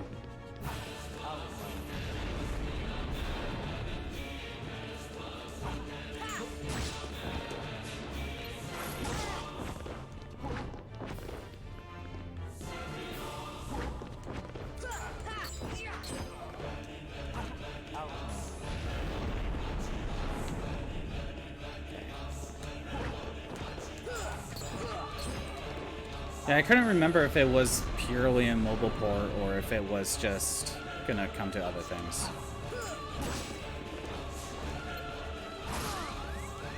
So 3 remastered the original 7, but with amiibo characters. Yeah, pretty much. I don't mind that description by itself, but the problem with Square is that with like every game they make that's not like a big console game, it's like made for mobiles first, and that hurts a lot of its games. Like look at Crystal Chronicles. A lot of the problems that Crystal Chronicles has is due to the fact that they wanted to make one version of the game, and it was also going on mobile. We can't have 2 versions. So the console version is hurt in the process because of it.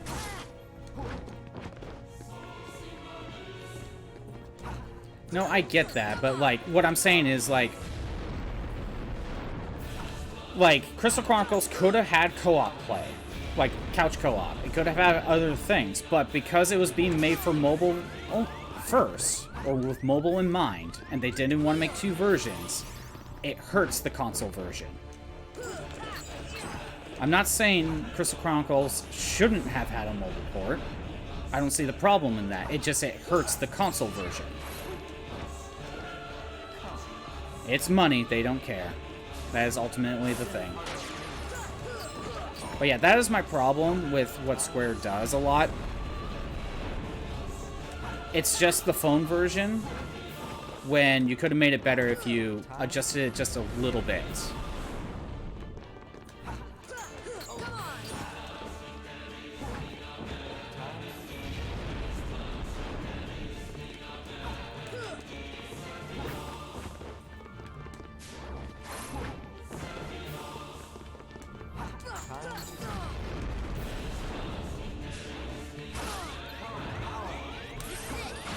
After this.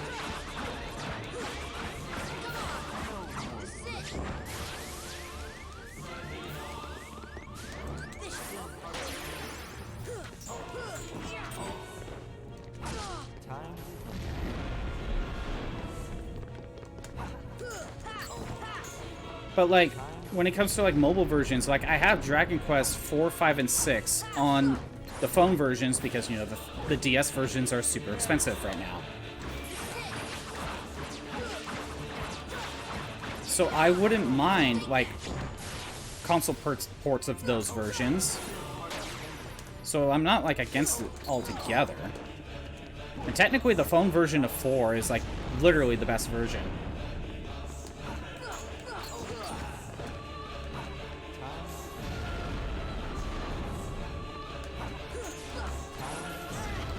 No, get out of there. Oh, I didn't dodge the right direction. It's originally supposed to be out in 2017 because the trailer dropped for the remakes in 2015. But the process, yeah.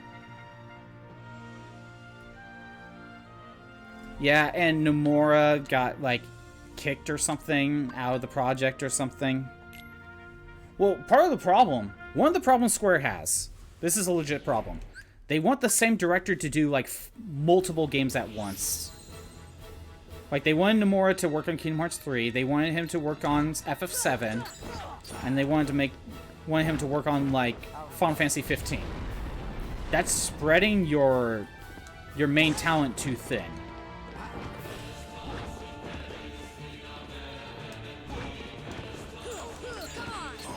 That is a legit problem. Maybe because they just rely on Nomura way too much.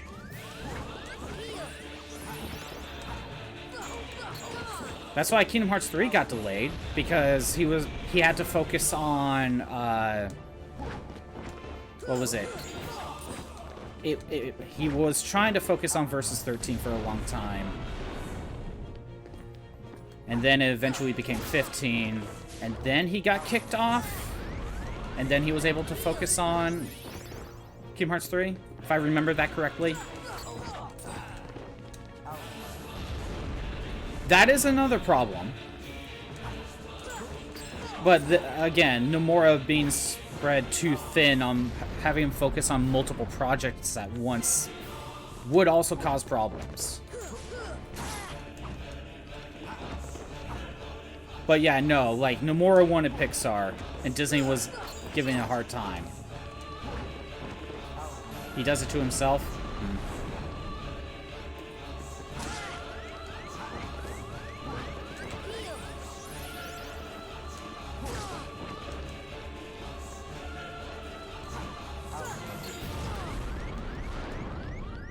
If I remember correctly, Kingdom Hearts 3 was just like, okay, it's not really going to be worked on that much until Nomura's other project got finished. And I think that was like 15 or something. Or whatever it was. I remember stuff like that happening.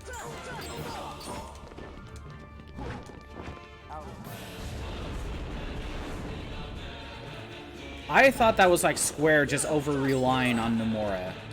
Or is it Nomura just taking on too many projects?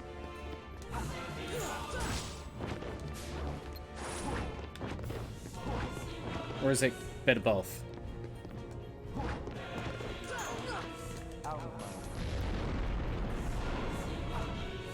Yeah, he left the 7... He left after part 1. Okay. I think I like Nomura kind of in this era. After a while, I think he got too big. If that makes sense. Or at the very least, I like Nomura as a monster designer. He might not have been a... he probably shouldn't have been like a main director, if that... I guess.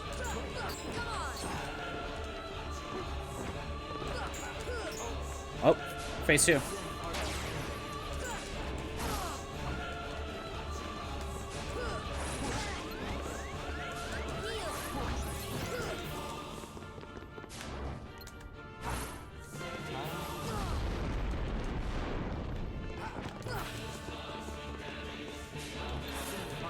Oh, I'm not making that.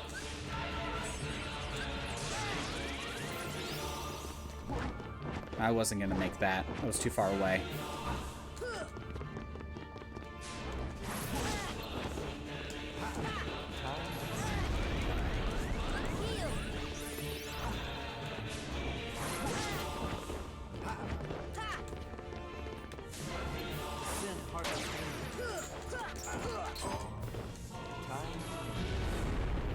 Yeah, I think early Nomura isn't that bad.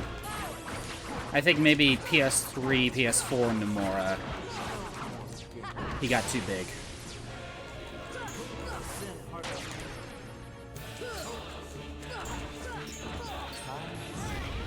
And I'm trapped. Silent Hill 2 remake, that's enough.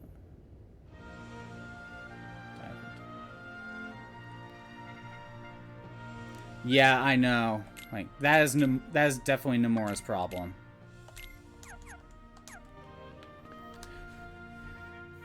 And I've heard, like, a lot of the problems with, like, say, like, the Final Fantasy characters not being in Kingdom Hearts 3 was because Nomura just couldn't remember what he did or didn't add in.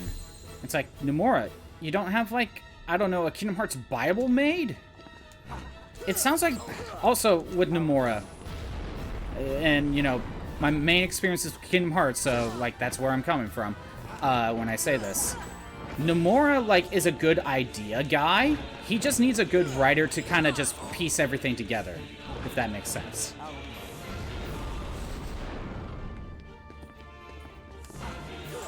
And maybe Nomura should have, like, a dedicated writer to just fit everything together for him, for his ideas.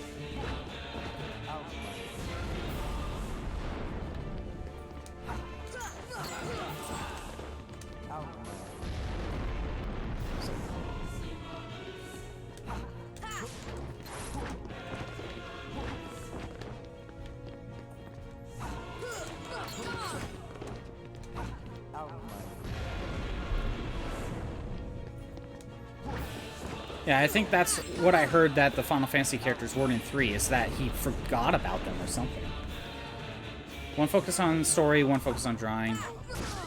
Well, he could probably do the artwork. again, he's still good at, like, character and monster designs. Well, character designs, like, he has that zipper and belt problem. But, you know, he kind of stopped that in 3. Now he has a plaid fetish. Or not plaid, actually, no, it was plaid.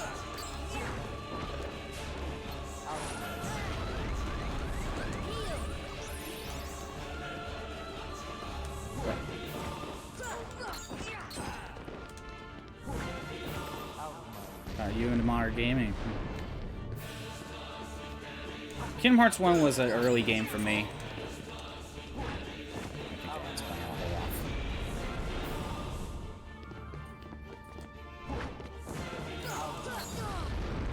Oh, I got trapped.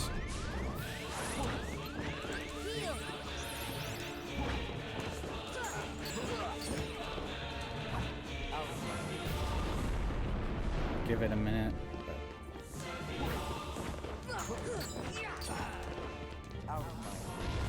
Yeah, so Kingdom Hearts 1, you know, every time I go, like, my favorites of the Kingdom Hearts games is basically 2 and Birth by Sleep. Kind of for different reasons, but, like, 2 is my favorite, right? Every time I think Kingdom Hearts 1, I think, oh, it's slightly outdated. Like, it's definitely playable and still fun in its own way, but it's slightly outdated. But every time I play Kingdom Hearts 1, I have way more respect for it.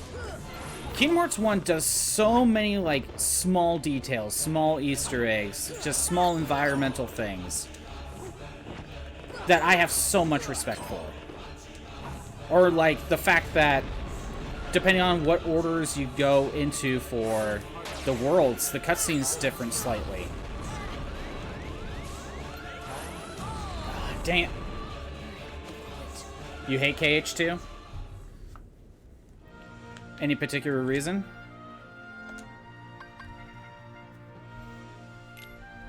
I liked Birth by Sleep, but I do think Birth by Sleep is the start of the stupid super boss problem of how they're designed.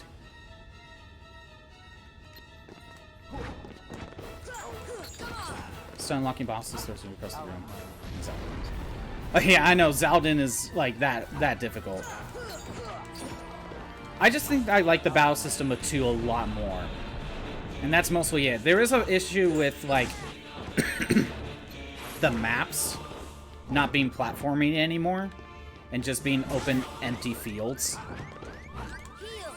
Just so you could battle. But luckily, like, the new area in Kingdom Hearts 2 kind of, you know, shows what Kingdom Hearts 2 could have been, I guess. If they actually kept the platforming aspect intact.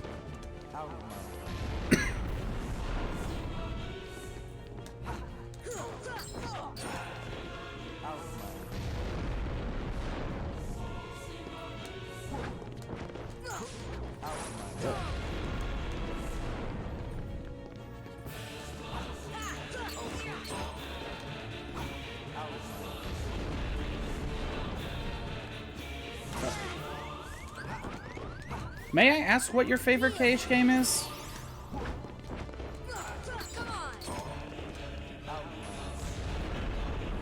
Dream Drop. KH1 is your favorite. Okay. Dream Drop just didn't say cool. Okay, boy, it was really... Dream Drop, like, it's okay. Like, first of all, I hate the being forced to swap between Sora and Riku. Like, mid-fights, too. Like, it's like they were trying to do what Birth by Sleep did, but, you know, you didn't have to swap to different save files. I don't care for, like, any of the worlds in Dream Drop, except for the Fantasia world. And they added the Nobody retcon in Dream Drop. About the whole, like, nobody's can't have hearts, but now they can. Like, that was a retcon. And I hate Dream Drop for introducing time travel. I really hate time travel when it's being added into something that didn't have it in the first place. Yeah, and I really don't like Dream Drop in a lot of ways. The gameplay is okay. When you actually look at the fighting and, like, the command system, I guess. Although, I'm trying to think of like the how you get abilities, and you have to get your animal buddies and level them up. I remember like I would never get abilities from them because it takes so much more grinding to get abilities from them that like I wouldn't get anything unless you actually had to do like the pet the animal mini games to actually get the most out of it, because I never really did that.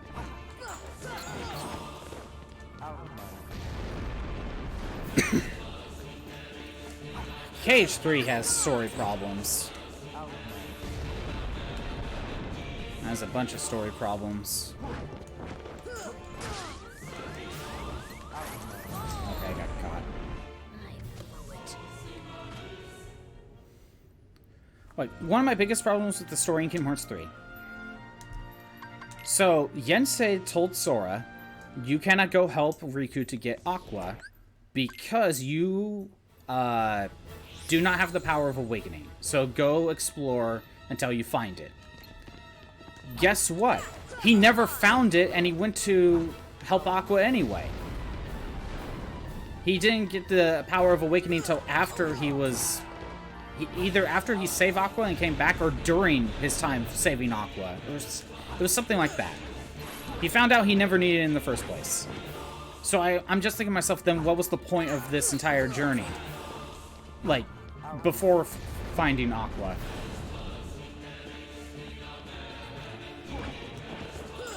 Zigbar being more important than what was being led on is definitely interesting.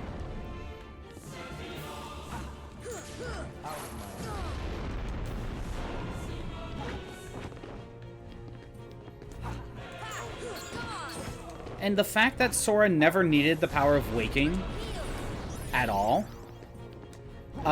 you could have changed the story around to make it flow a bit better. Because if you think about the actual Kingdom Hearts plot of Kingdom Hearts 3, it doesn't really do anything until you finish all the worlds.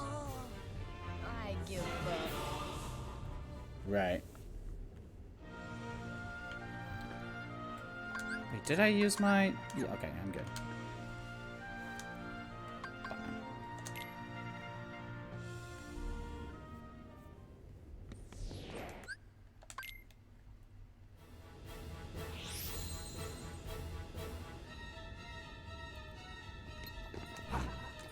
Like, imagine if after the first 2 worlds you do after Twilight Town, or after Twilight Town Olympus, so it would have been like Toy Box and Tangled.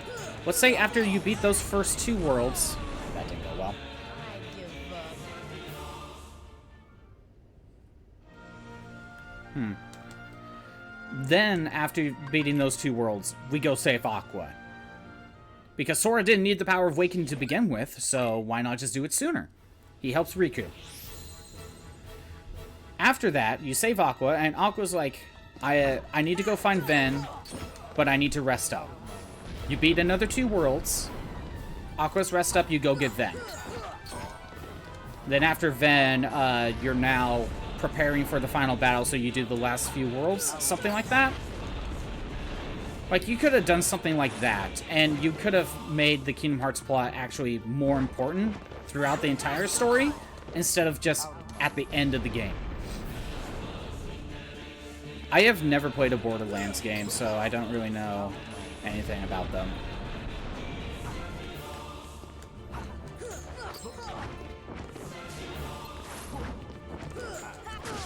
Dang.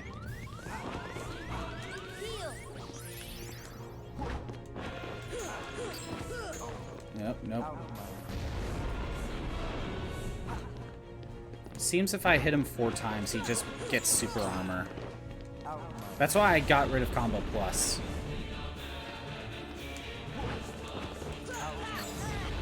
But he could just do that anyway.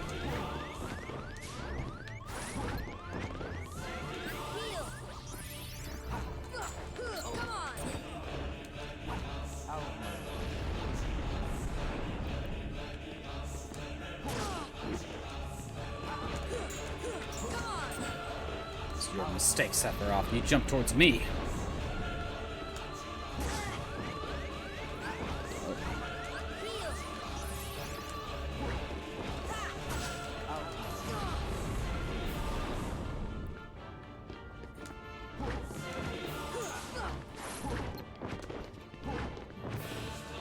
Thievery.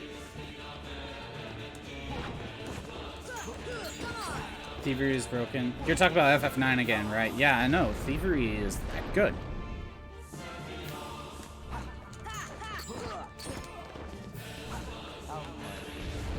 Is the best ability you can have for Zidane. Out of there. Dang it. Timed it wrong.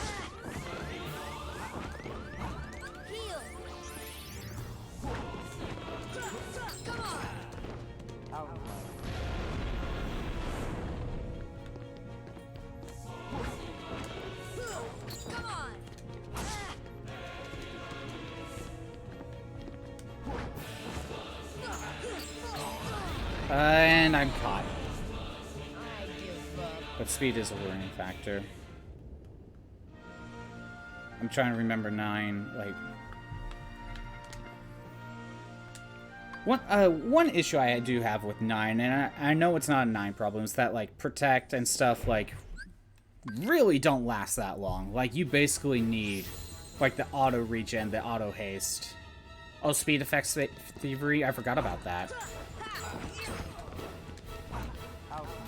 But I guess it just means, like, if you're using those spells, you basically just need the auto version to keep it. It kind of makes me use those actual spells a lot less. Yeah, okay, that did not go well. I give up. Auto regen is very, very, very good in 9. Regen by itself is okay. It doesn't last that long. However, there is a trick to just... No, you get hit, you get auto regen to full health anyway without being attacked. You could... I don't know how well if you could do this in other versions, but in the original PS1 version, if you were to... Let's say you get hit, you have auto regen. If you open the disc tray, the game basically pauses, but it doesn't pause stuff like auto regen. So you won't get hit again, and you could just go back to full health. And once you do, you close the disc tray, and then you can continue the fight.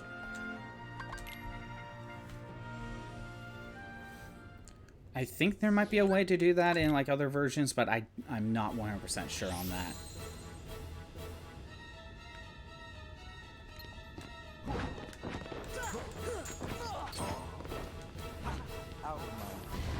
I have never attempted going for Excalibur 2.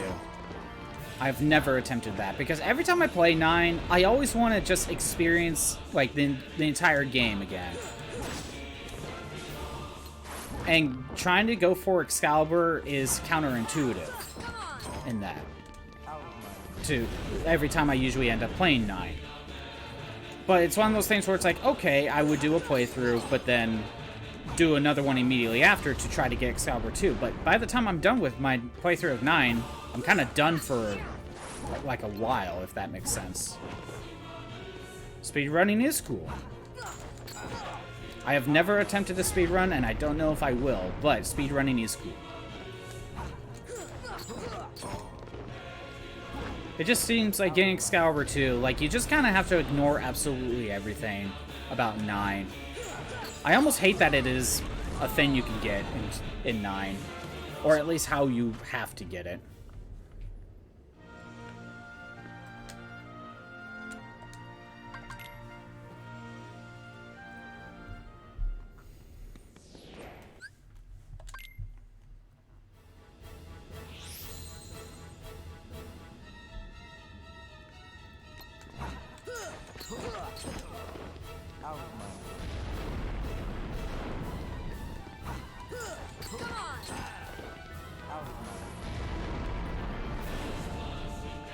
Thievery costs 3 MP. Hey, there has to be some sort of drawback.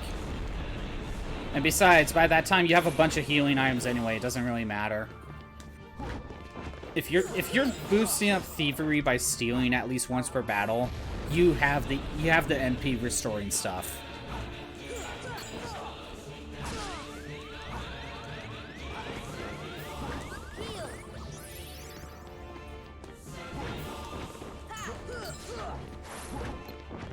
Steal like 2 times per battle, sometimes 3. After a while, I just usually steal get a successful steal once per battle. Just so I'm not spending too much time. But maybe I should have just dropped it to, or increased it to 2. And of course, you boss fights, you steal everything in sight.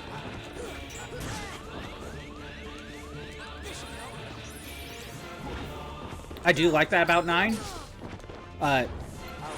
Stealing is actually, like, a big deal. Like, I almost never steal stuff in, like, any other RPG. I just never find the rewards that worth it. And also, like, the fact that Zidane is forced to be in the main party for, like, 90% of the game makes you have to, like, test that out a little bit. Right. Like, in 9, it's definitely worth stealing.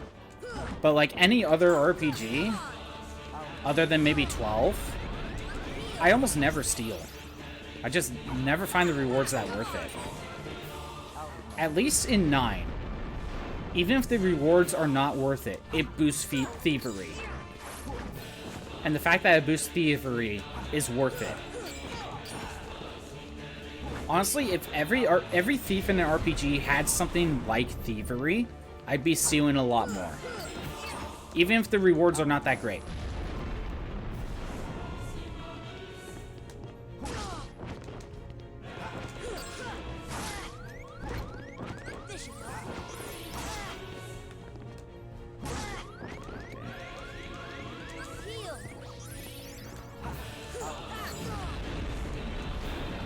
I don't know if you need to have a skill as broken as thievery, but a skill that gets boosted every time you successfully steal something.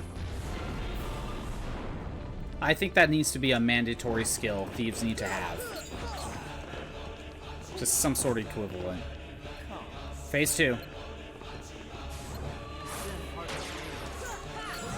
And I'm trapped.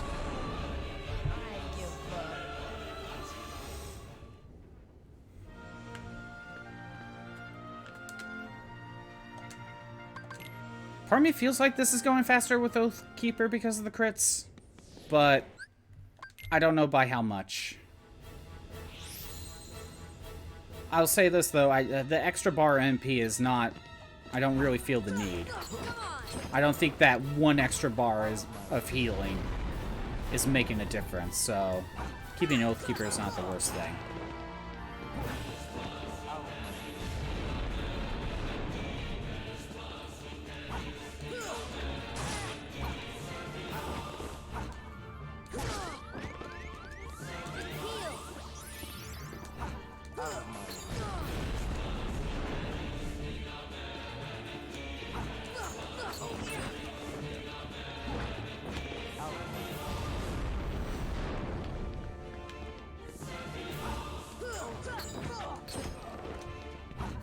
Well, I don't really do, like, any speedrun stuff, because I don't really focus on one particular game enough to really speedrun.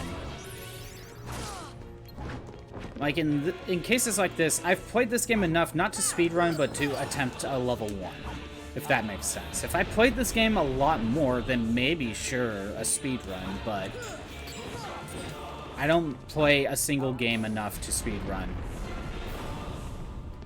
But that's what these, like, challenges are for.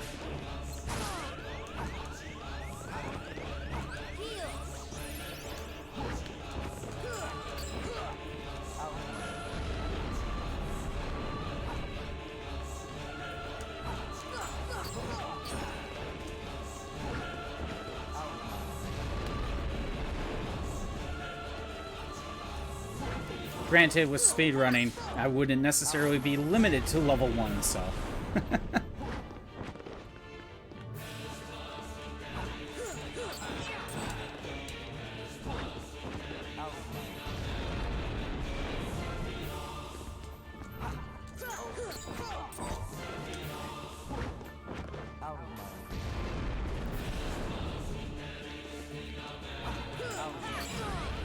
Okay...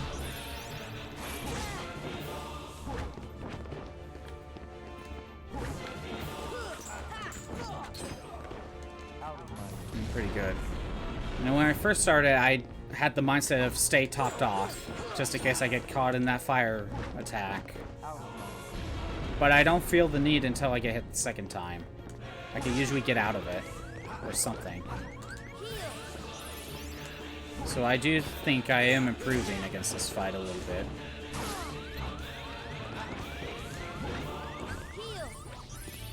Camera's not helping.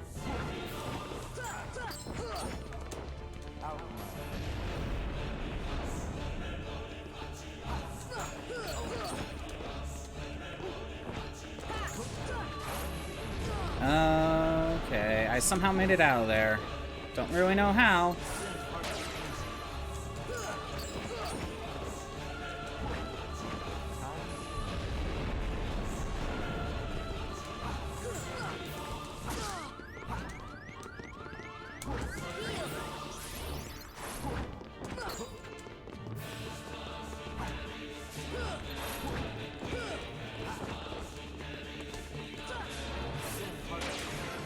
I tried. Oh, I stopped him. Even if it's a single hit, as long as I could stop him.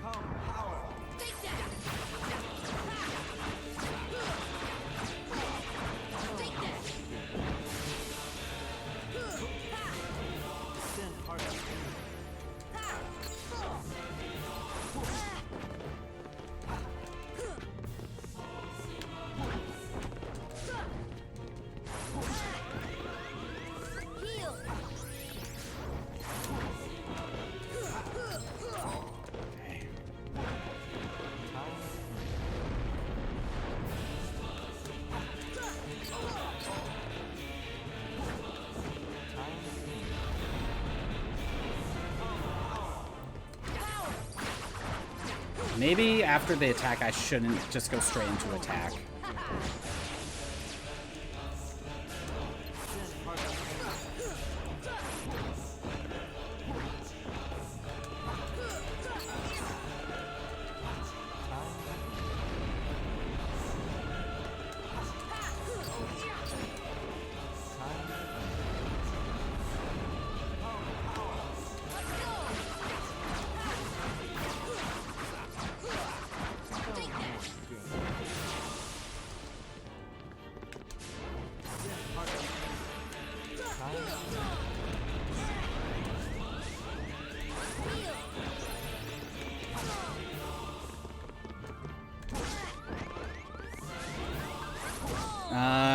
Dang it. I give up.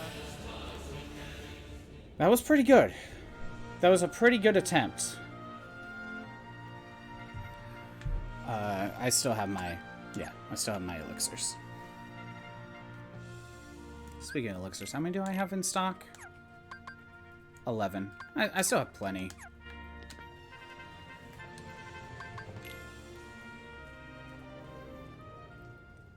I wonder if I need to just try to find a way to dodge that move without using Strike Raid. And try to be more consistent in that way. Or if I should just keep trying to do the Strike Raid strategy.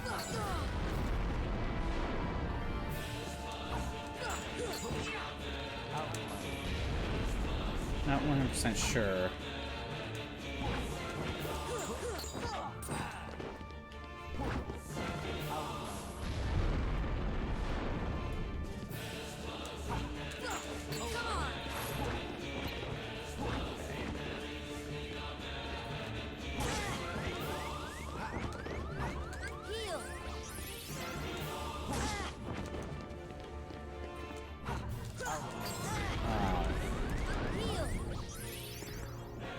I'm kind of in that zone where I just keep going, you know? I just want to keep going, but at the same time, I'm not even getting to phase 3. But I need to somehow get past phase 2. And I guess that's kind of the goal. Figure out phase 2. Or just get better at it so I can be more consistent. I don't know.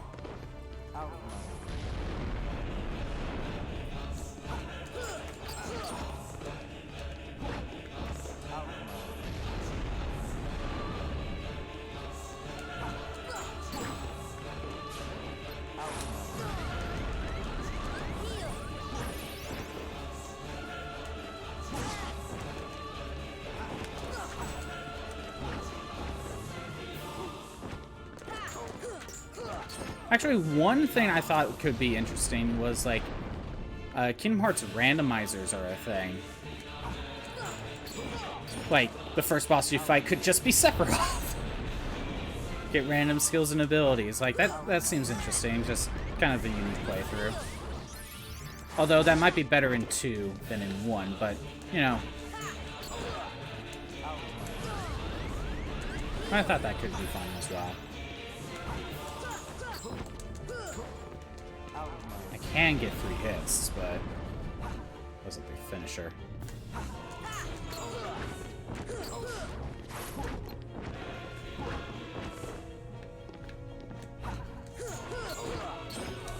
Okay.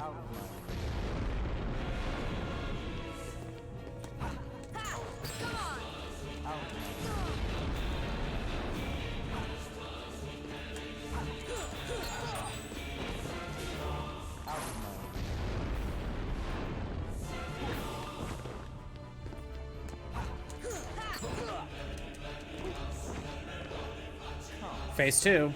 I do think we're getting to Phase 2 faster with Oathkeeper. So that was a smart change. Like that suggestion.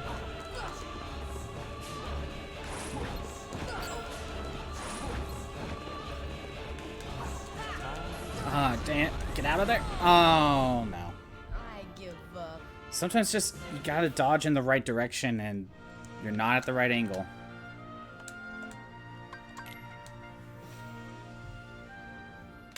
I don't think there's, like, any other accessory that could actually help me with this fight. I basically have what I have. Other than maybe going for ultimate weapon. But I don't think that's gonna really change that much.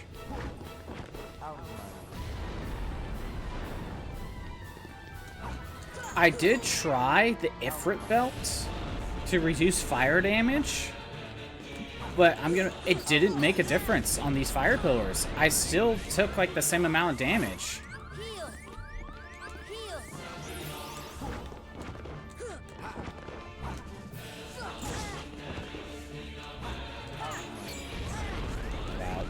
Okay, whatever.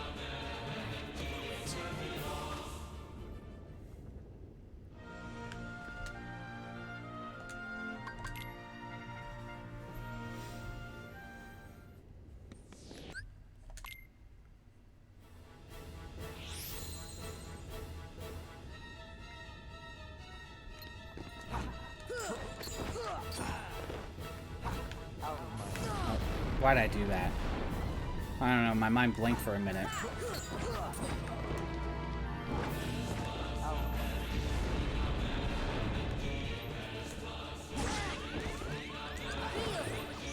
Damn.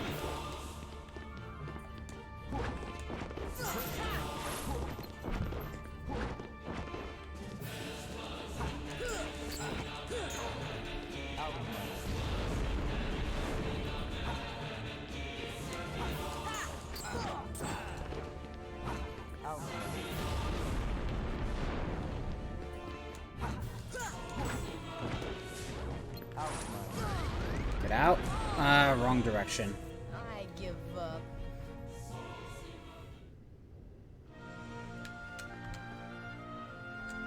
I'm gonna give it a few more shots.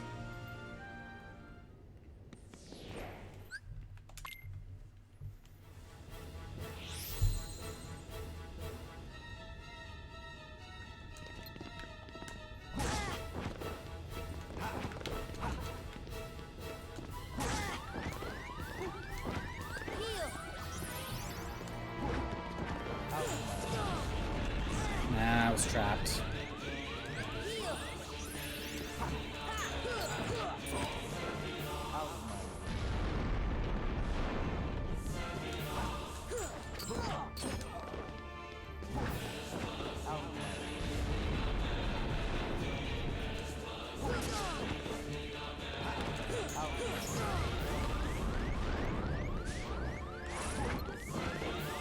This should help. Okay, yeah, the camera was blocking me there.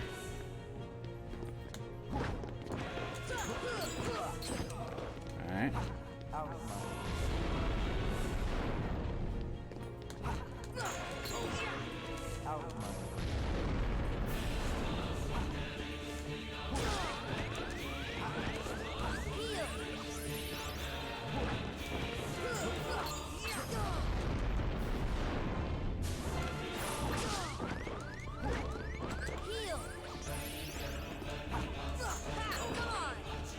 my finisher.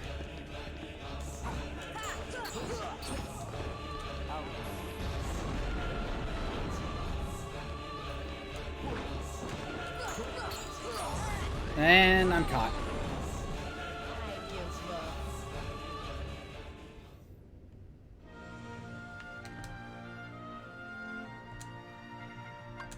Oh, whoops.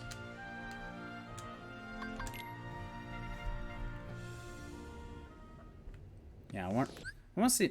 I think I want to try to get another phase 2. Like a serious attempt on phase 2.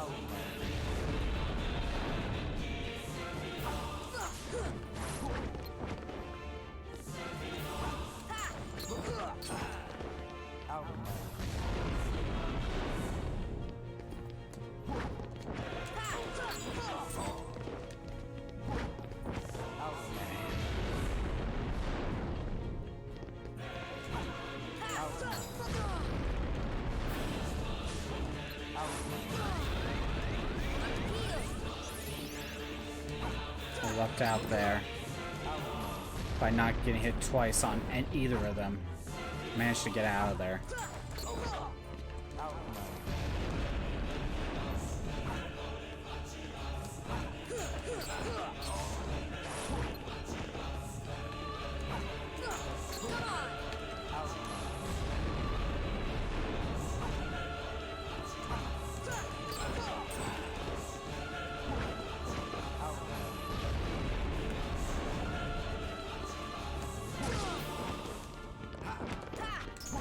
Okay, yeah. The timing when he jumps towards me, like, sometimes you can stun him, but sometimes you don't. I don't know the timing for that.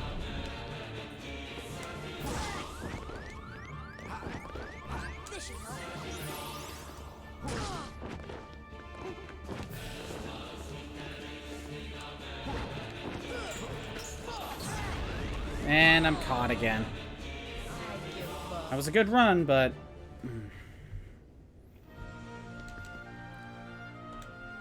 I think I'm getting worse now.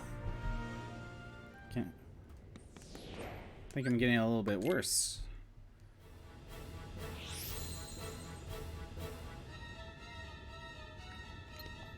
Dang it. That one good run where he used, I think it was like 3 of those Octo Slash moves. Was like, I think it was like my last good attempt. I don't think I got into phase 2 since. I don't remember. It's all kind of becoming a blur.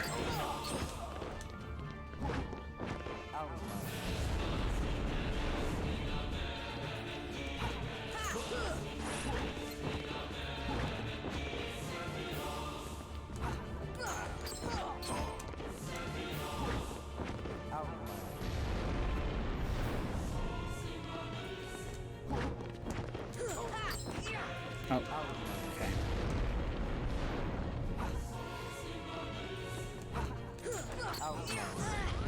Get out of there. Dang it.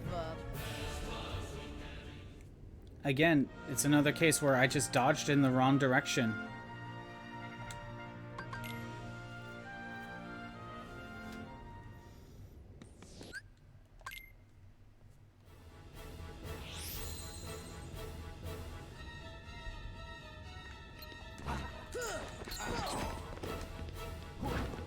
So, oh yeah. Yeah, a lot of the bosses in 9 like are susceptible to... I think a lot of them are susceptible to slow. If not slow, then just some sort of status effect that just cripples them.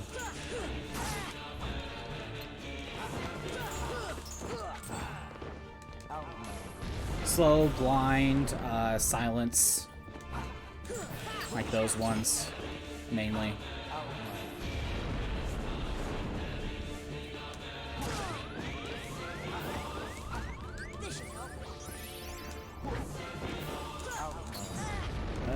Okay.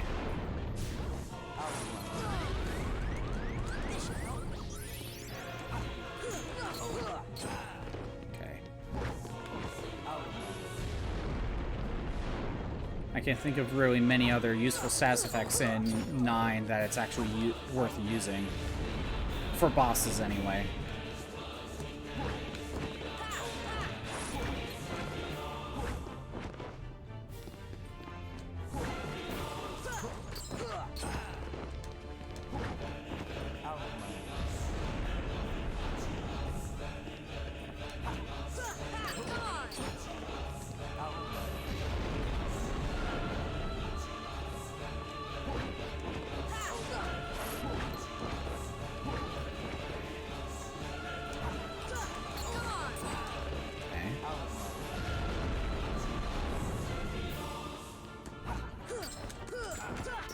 Nope.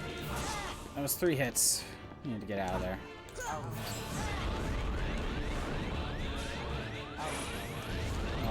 Okay. That could have been bad.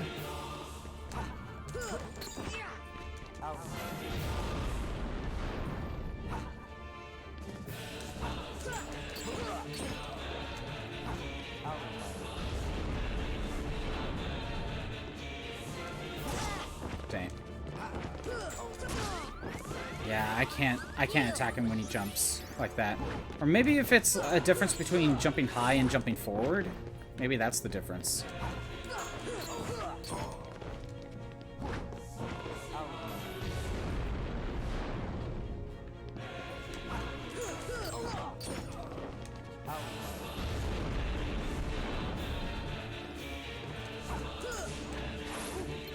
Yeah, like that type of jump. Phase 2.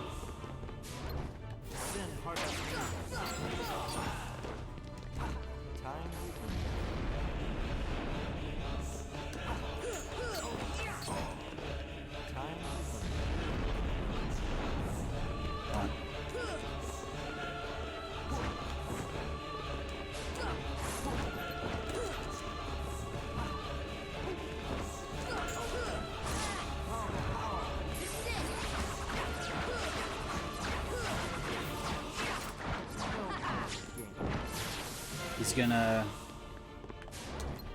There he is.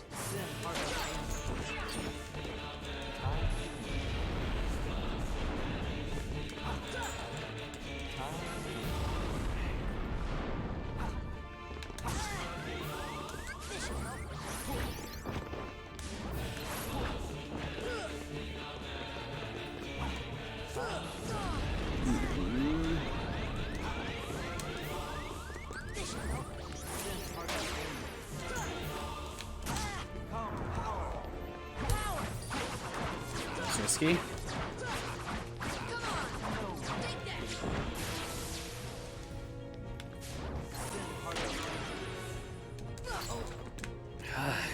Can't get a combo.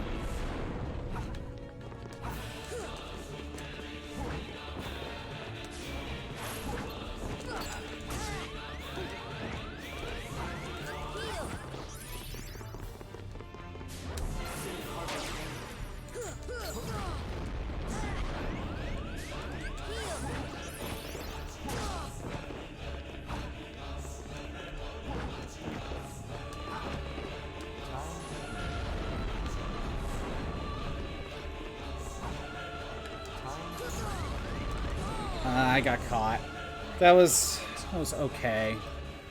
Level 5 death is good for dragons.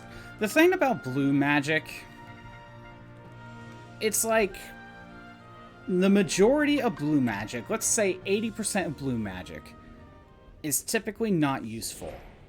But then you got that like 20% of blue magic that is super good for just like a normal playthrough. Comes some stuff come to mind: Magic Hammer, White Wind, what was it? Big Guard, stuff like that. But like everything else ends up like being very situational. to where it's almost not worth having.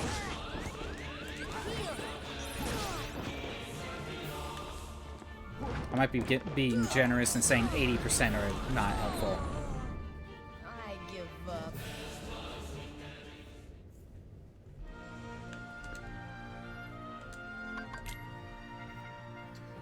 Yeah.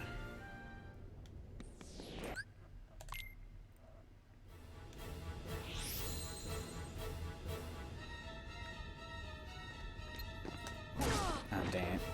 Lunch. Wait, then why did he get stunned there? I don't get it sometimes. Sometimes when he jumps, I attack him, he gets stunned. Other times, he has invincibility frames and he has super armor. I don't get it.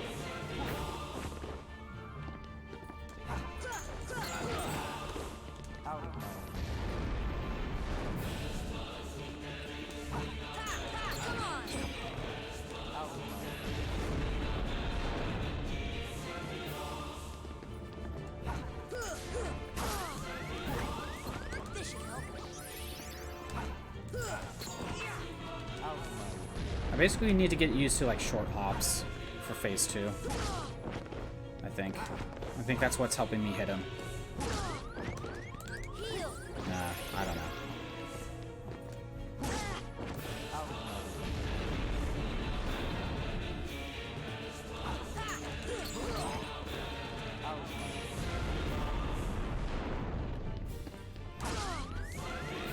I did not time my jump right.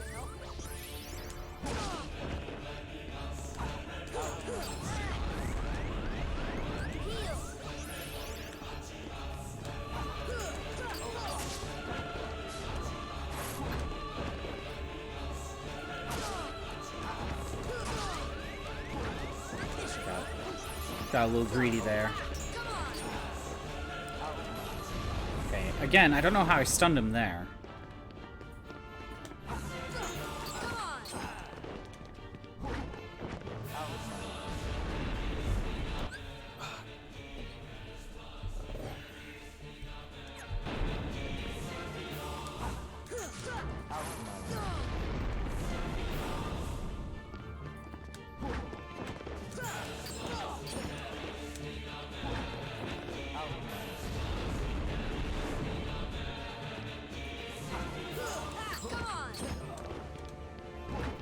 Fire pillar.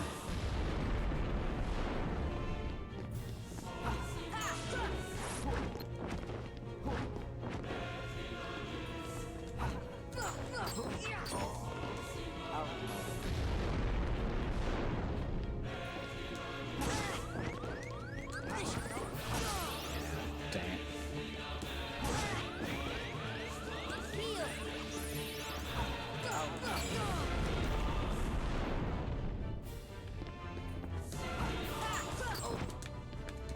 No, I wasn't gonna go for it.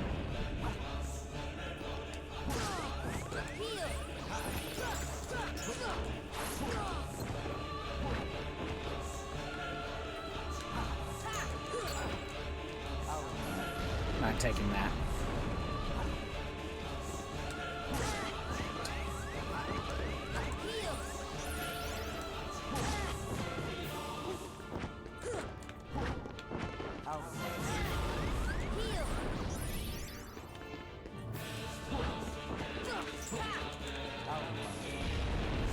I'm not getting those combos in.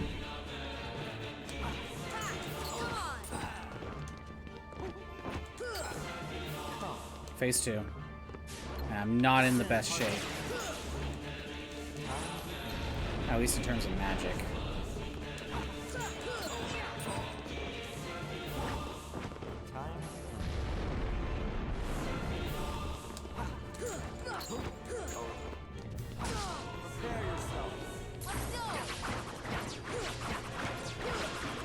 He's gonna...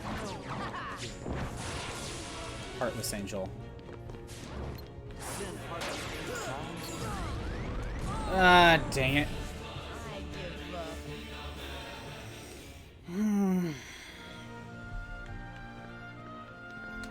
He has to just teleport, right?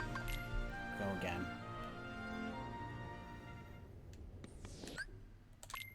I notice when he starts running around, when he's running directly towards me, that's when he'll do that slash, that particular one.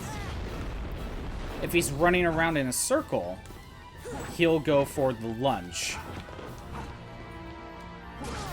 But that's not consistent because sometimes when he goes forward, he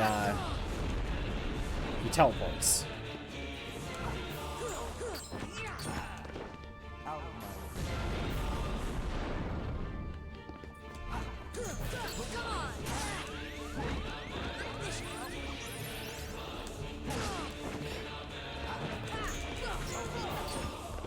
I don't know. Okay, whatever. Won't complain about it, just confused about it.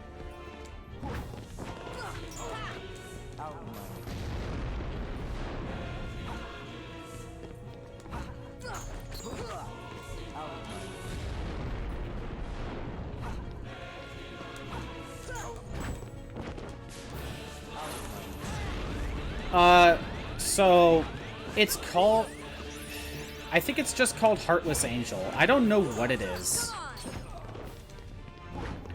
I always heard it as Sin Harvest Angel. That's always what I heard it as. I never heard it as Descend Heartless Angel. I don't know if that's actually what it's called. That's all. I don't know what exactly he's actually doing.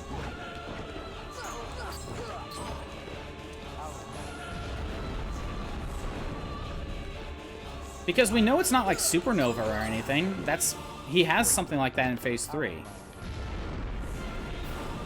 Pale Horse.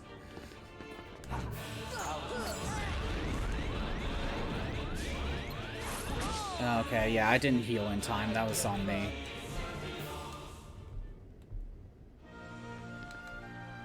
Give it another go.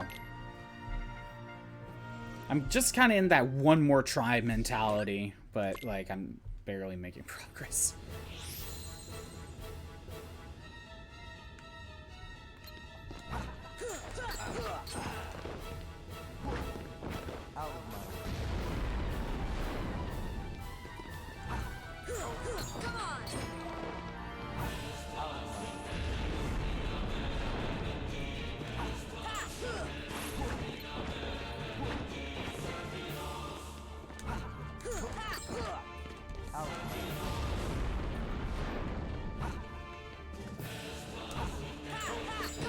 Double cut in 7 is the most broken.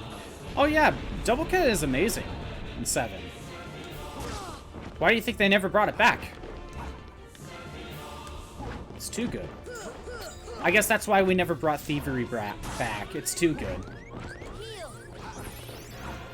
Instead of balancing it in later games, they just get rid of it.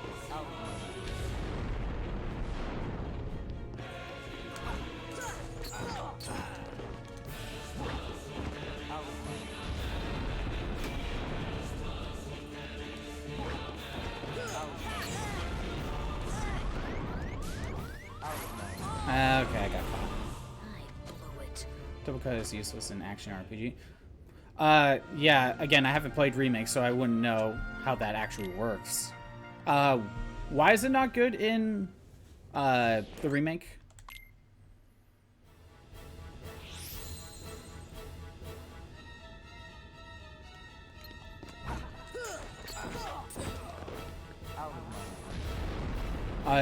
You said double cut is useless in an action RPG. I'm assuming you're talking about 7 Remake, so why doesn't it work?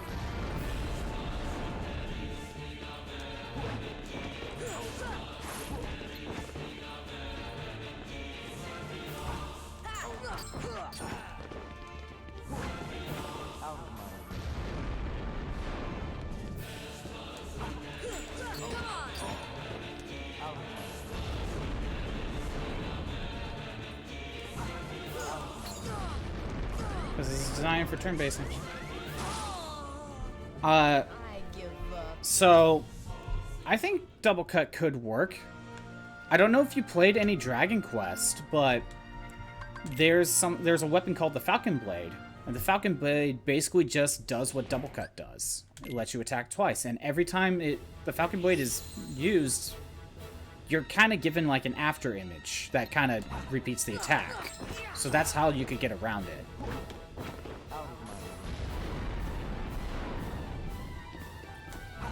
So it can work in an action sense.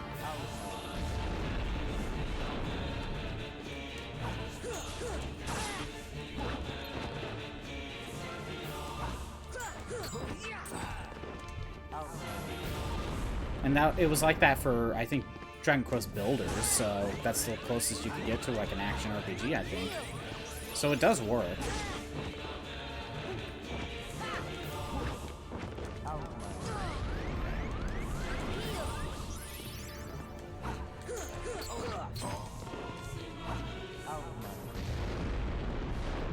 Never touch a Dragon Quest. It's a good series. Like, you should really give them a shot.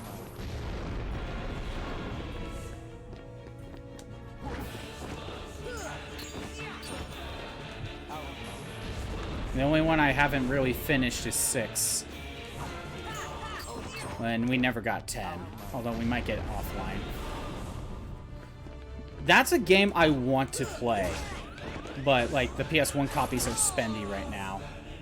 So that's why I wouldn't mind a remaster or remake. I want to give it a play. I want to play Brave Fencer Musashi. I also want to play Xenogears. There's a bunch of games I want to play that I never got to. And they're, like, so expensive. Damn.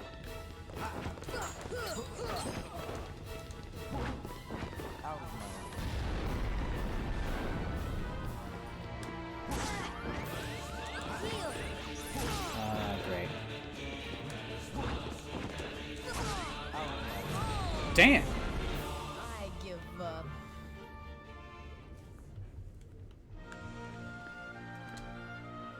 But yeah, if you were to ever play a Dragon Quest game, I guess 11's like the easiest to just start with as a first game. So it's an easy recommendation to just say play 11. Just...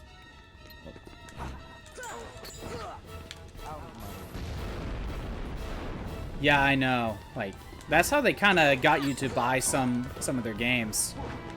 Just, oh, include a demo of the game you actually want, and you'll buy this one. That's why Dragon Quest VIII sold well. It had a demo for 12.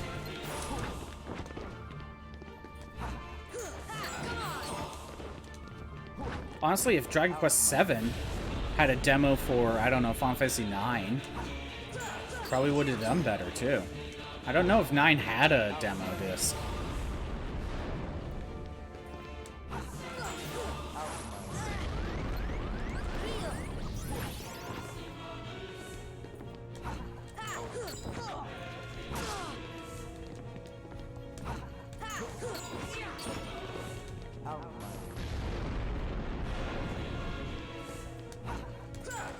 And remember, I think Final Fantasy Type 0 had a demo for Final Fantasy 15.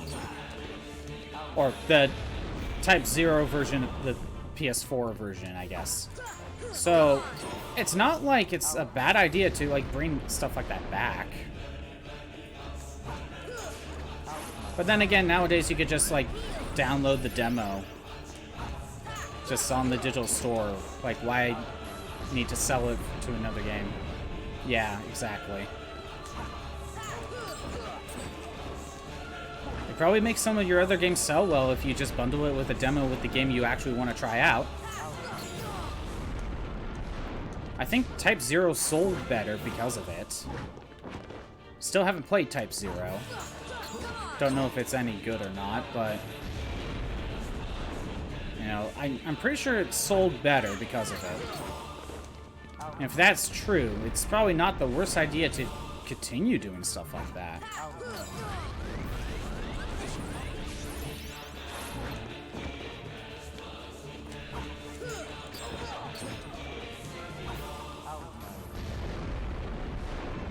I played 15.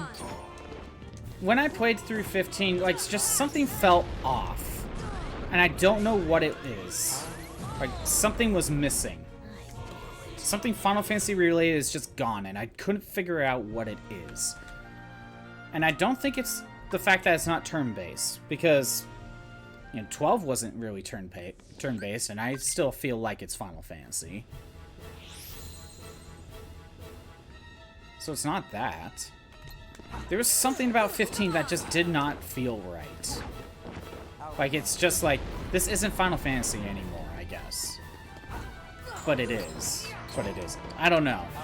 Like, I can't pinpoint it. And I just thought 15 was okay.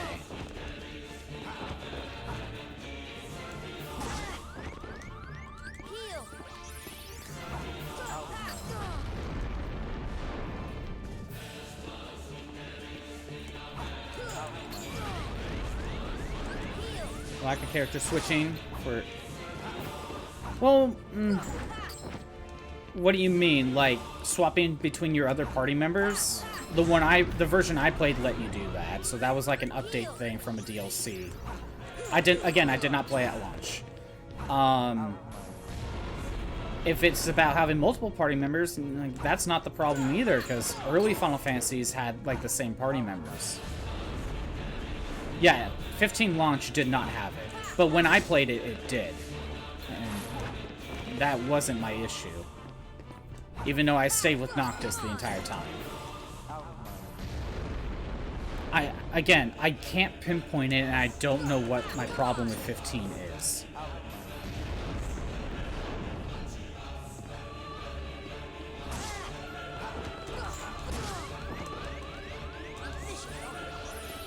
I also just felt like the battle, like the basic battle system felt like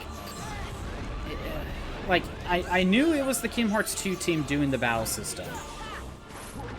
But like there's something about the battle system that feels, I don't know, stiff? Like I couldn't figure out how to really do normal battles in 15 effectively.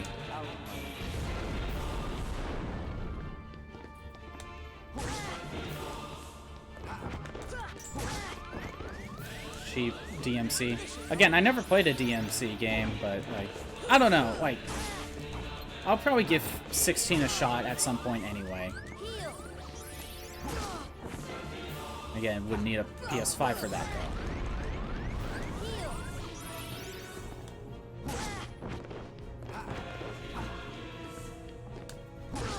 Come on. This is not a good run. I keep getting hit.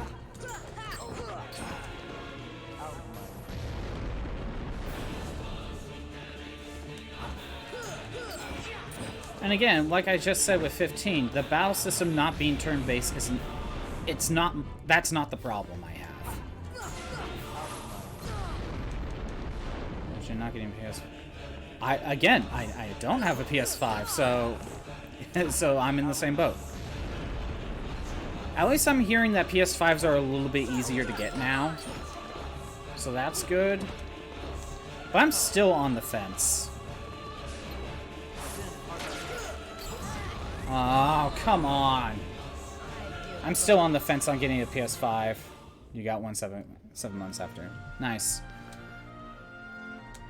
Yeah, I'm still on the fence whether or not I actually want a PS5. I will probably end up getting one because I like the exclusives more. But, like, I don't like Sony's censorship practices that they were doing. So that's why I don't want to buy a PS5. I don't want to continue that.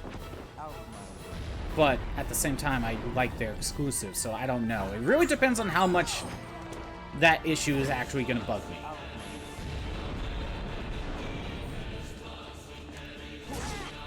$16 uses a lot of power, huh?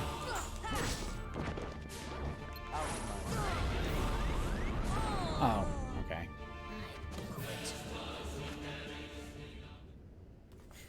That's funny.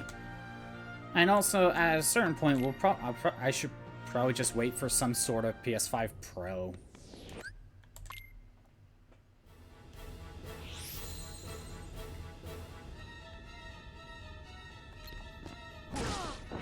I don't know.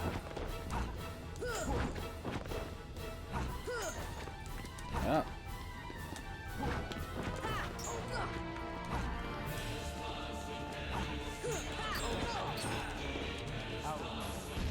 2,000 bucks. Yeah, I know. Yeah, probably.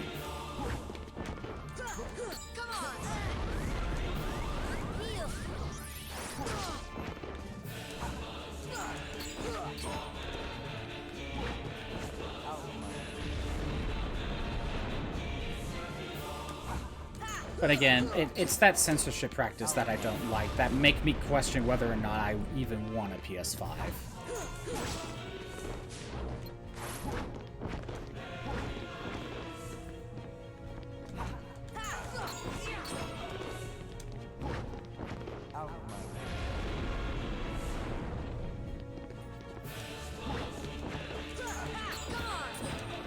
Unless it does 144 FPS, not worth it.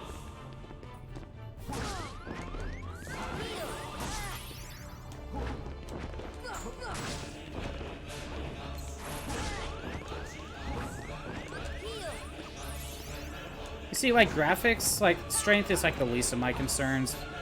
If it was, I'd be a PC Master Race sort of person, but I'm not. I'm a console gamer, so as long as the game is good, I don't usually care.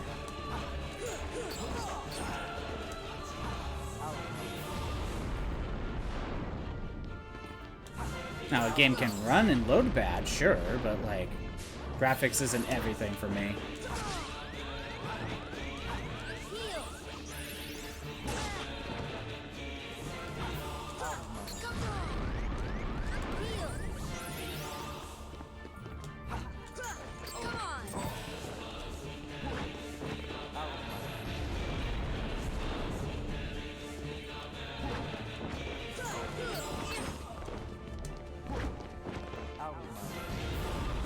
Yeah, the games are just focusing too much on how it looks.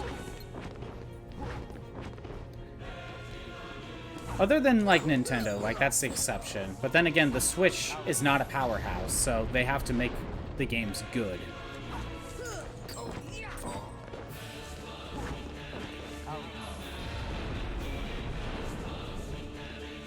Like, having a good-looking game and good gameplay, sure, like, that's the best of both worlds. But if I had to pick one, I'd rather have a good game than, like, a pretty one.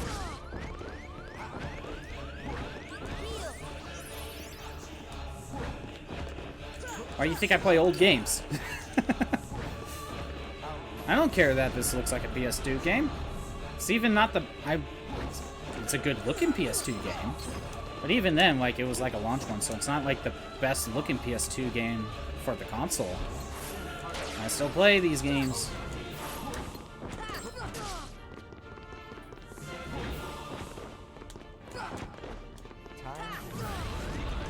Ah, damn. It just works. It just works. I think I'm gonna call it. I don't think I'm getting much better with Sephiroth. However, with the next time I stream this, I am not sure if I should continue trying to bash my head against the wall with Sephiroth or try to go for the ultimate weapon. Just, I don't know. Probably figure it out next time. Granted, one of the things I need is to beat the jet balloon. And if I need more money to keep the jet balloon around, I might do some money grinding. And if I'm doing money grinding, I might do that off stream. Try to gather some more. I'm reading that defenders are a good drop. So probably just stick to that. If that is the case, then I think I will wrap it up. Now, we'll figure it out what I'm going to do next time. But thanks for everyone who showed up. I am doing Kingdom Hearts stuff Monday through Friday at noon Pacific time. If you want to see the old streams that are not on Twitch anymore, they're on YouTube at ScottBot64 Stream Archives. There is a link in the About page. Next time, it's either bash my head against the wall a bit more or do some more grinding. But I'll probably do some money grinding on my own time, if I feel like it. We'll see. Anyway, have a good day. Later.